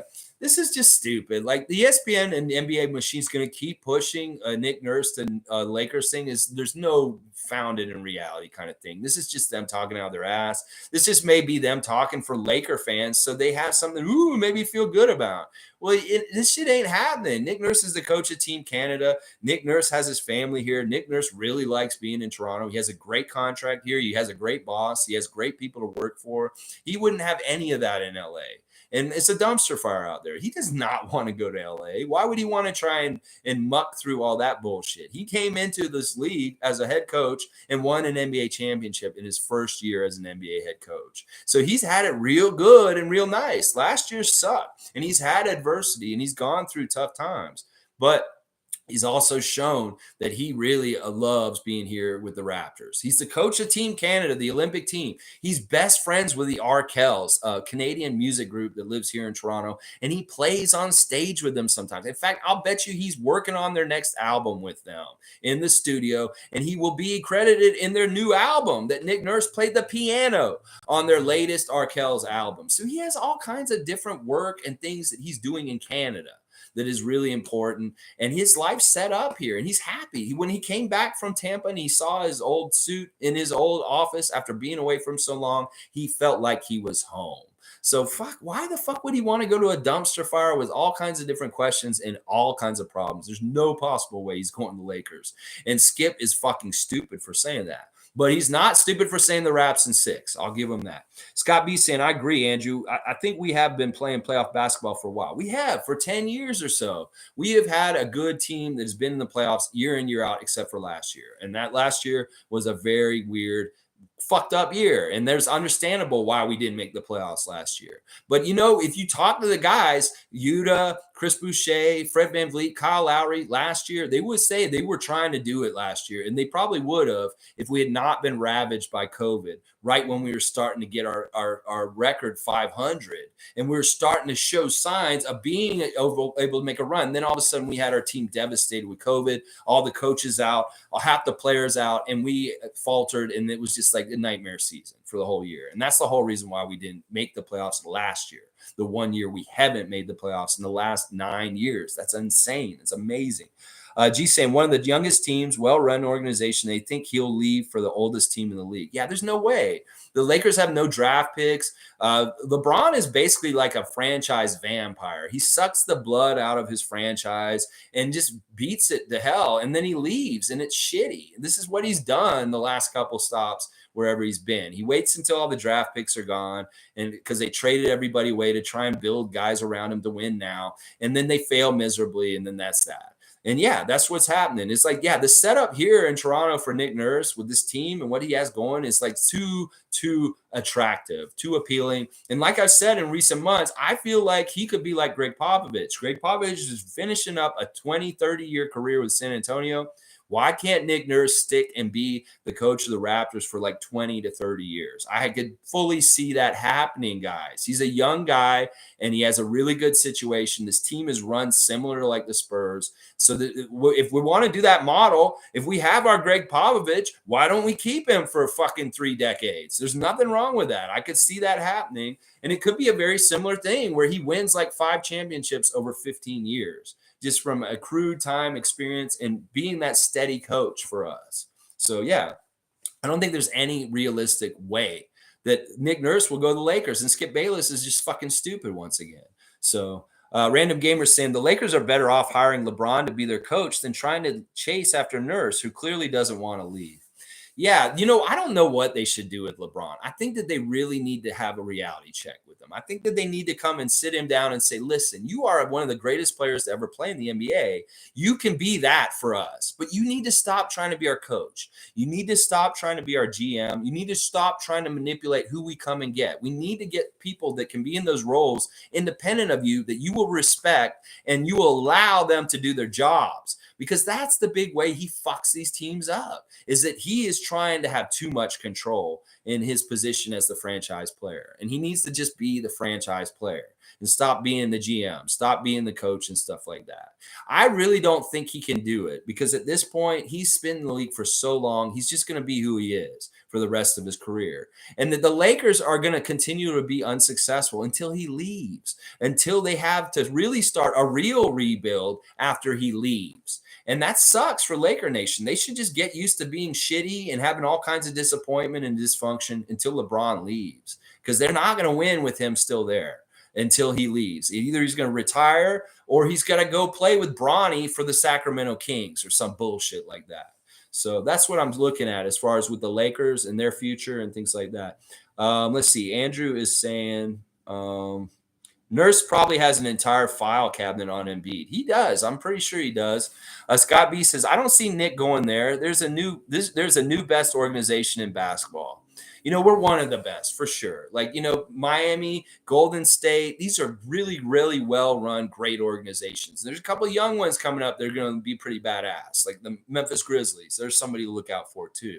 But yeah, I like to think that we're the best organization in all of sports. Like if you want to look at any sports franchise, it doesn't matter if it's Premier League, soccer, baseball, football, whatever. The Raptors are the creme de la creme, the prototype of how to run your franchise functionally, smartly, and get the best results in all kinds of different areas because you just set up for success. Because once again, I said we have the springboard to lift teams to go to success. This is what I said in my season preview. One of the first ever clips I made on this channel was the reason why the Raptors are going to be successful this year is because unlike a lot of franchises in the NBA, we do not have dysfunction. That we have a platform for our players to be lifted and shot off of to succeed in a bigger way where it's not being dragged down by the dysfunction in the team, whether it's with teammates, the coach, the GM, the owner, whoever the fuck is causing problems on the team. Stuff like that. So Let's see. Blah, blah, blah, blah. Scotty looks like he's having a blast. I totally agree with this. Scotty is just having the time of his life. I think that his first year in the NBA has been a dream season for him, and it's gone a lot of the way that he wanted. And that we just need, like somebody said, we don't care if he wins the rookie of the year or not. Well, you know what? Normally I would say that. I don't give a shit if he wins rookie of the year. But you know why I do care that he wins rookie of the year? Because he cares about winning rookie of the year. He wants to win rookie of the year. He wants that to be on his resume. He wants that to be part of his legacy. And normally I'd be like, that's just an individual award. I don't give a shit. But because Scotty wants it, I want it for him too. And that's why. That's why I care whether he wins rookie of the year or not, because he cares about whether he wins rookie of the year. Scott B saying, I said when they traded, it made both teams worse and easier for the Raptors to beat either. Yeah, that's exactly what my reaction was when that blockbuster trade deadline move was made. And it's like a lot of people were saying, well, the Nets fleeced the Sixers because they're getting Ben Simmons. I'm like, no, they're not. That's fucking bullshit. Ben Simmons, in a lot of ways, is damaged goods. And I hope Sixers Nation absolutely lets him hear it every single chance they get. They need to. They need to do their full power as a crowd for them, for him. When he comes into that building, they need to let him have it. And I don't like that the Nets won that return game, that Ben Simmons came and sat on the bench and he acted like he had something to do with it. You fuck. You didn't do jack shit. You just sat there and let your teammates look good for you. You fucking shouldn't have been smiling or smirking or any of that kind of bullshit. Fuck you, Ben Simmons, you fucking loser. And that's what I'm saying. Even though we know James Harden's limitations and problems, we talked a lot about him today. Ben Simmons has them too, and he's going to disappoint Brooklyn fans also. And he's going to disappoint them at some point, and there's going to be big problems. This is just two problem players that got switched for each other. And the problems don't go away. This is like what they teach in AA. You cannot go and move somewhere and expect all your problems as an alcoholic to go away. That is not the right strategy. You move somewhere else, your problems come with you. You have to work on your problems on your own self where you're already at. Because moving somewhere else doesn't make them go away. They're still there. They're still there. Trust me. Let's see. Seymour Papes here. Let's go. Let's go. Let's go. Let's get this win. Yes, Seymour Pape, one of my favorites. I'm so glad to see your name this morning. Callie saying, do you notice how muscular Scotty, OG, and Precious look? Wow. Callie's like, is it getting hot in here? Woo, these men are looking strong. They're looking very strong. I mean, yeah. This specifically Scotty. We talked about this. The definition on his bicep, on his arm is a lot different than when he came in November. He had some baby fat, and now he is looking like he has worked it into muscle. And you say OG's always looked strong, and Precious has always looked strong to me also. But yeah, I think I have to say that. All right, Random Gamer saying, I got to go. See you guys later. Should be a fun matchup tonight. All right, respect Philadelphia 76ers. As I said, we did a little prayer. I hope nobody gets hurt tonight. Everybody has a good game, and it's just a fun, competitive game, entertaining for both fan bases and all fans of the NBA in general. Respect, Random Gamer, and I hope we see you some more. Please hit that subscribe button. And once again, it really means a lot that we can diplomatically talk in a really respectful, honest way before the game to fan nations and be cool with each other. That's awesome. Seymour Pape saying, teams want what Toronto has. Look at where Miami is after getting Lowry. Clippers almost making playoffs with Norm. Bulls with DeMar. So LeBron wants pick from the tree of success also. Yeah, that is actually really true. The one of the things that's interesting is the Pelicans in recent games have been actually starting a positionless team with no point guard. They've been actually starting big lately. It's really weird. They put in like what's his name? Jackson Hayes with Valanciunas, and they have like a double center lineup with Ingram and McCollum, and then I think they have another like swing guard that's around the same size as CJ. So there are other teams that are already trying a bigger lineup, like what the Raptors have done this season. It's very interesting to see other teams do this. All right, guys, let's do the last part of this segment. We've already talked about keys to the victory, so I'm not going to go into that. It's time for the real mascot matchup. That's right, Tom, dude. You wait a long time. Here it is. Listen, y'all, the real mascot matchup is all about this playoff series. These guys are hanging out together. They're new frenemies. It's the Raptor, the Raptor mascot, that fun-loving guy dropping HD TVs down the stairs at Scotiabank Arena. And then Ben Franklin cosplayer. He is our representative for the Philadelphia 76ers. And they've been at a very patriotic, fun fair of gathering. People are setting off fireworks. People are having different kinds of contests and stuff. And they're competing against each other at the contest at this Americana fair in Philadelphia, where a lot of cosplayers are. There's like cosplay George Washington, cosplay Thomas Jefferson. They've got a facsimile of the Philadelphia, the Liberty Bell, stuff like that is going on there. And yeah, Ben Franklin is a sketchy old man. Yes, Tom Duke, he is a little weird, and the fact that he wants to be such close friends with them. They had their waffle eating contest that the Raptor won, and then like they did a fireworks war where the Raptor shot a mortar at Ben Franklin, and he blew up, and he had like he looked like Wile E. Coyote in the Looney Tunes when he gets blowed up real good, because his bomb blew him up instead of the Roadrunner, that kind of shit. So the competition they had last was shooting an apple off of each other's heads. Yeah, the New York game. And what happened was Ben Franklin thought he was funny. The Raptor was sitting there with the apple on his head, and Ben Franklin is smiling. He's kind of being sketchy old dude, as Tom Duke says, and he shoots the Raptor in the leg. Yeah, the arrow comes down and goes right into his calf. And it's sticking in his calf. He's like, ah! The Raptor's like, motherfucker, that hurt. Ah! And he pulls the arrow out and he like throws it in the ground. He's like, motherfucker. He's like, now I really kind of hate Ben Franklin because he just shot me in the leg with this fucking arrow. You're supposed to shoot the apple on my head, Ben Franklin, William Tell style, and you did not fucking do that. So he's like, motherfucker. And so they bandage him up. They're like, okay, let's go do the next competition. The next competition is pie eating, y'all. That's right. They got apple pies, cherry pies, rhubarb pies, peach pies, pumpkin pies. They got all these pies. Do you like pie? Do you like pie? You know what The Rock would say? Do you like pie? But anyway, yeah, they're sitting there and they're getting ready. And the Raptor is like really cool. He's like ready because he's voracious. He's ready to eat. Like he is ready to feast. Every single one of them Raptors are ready to feast, is what I'm talking about. They want to eat tonight. This is what these Raptors want to do. They're in this pie eating contest with fake ass Ben Franklin sitting next to them, and they're going to eat these pies. They're going to devour them.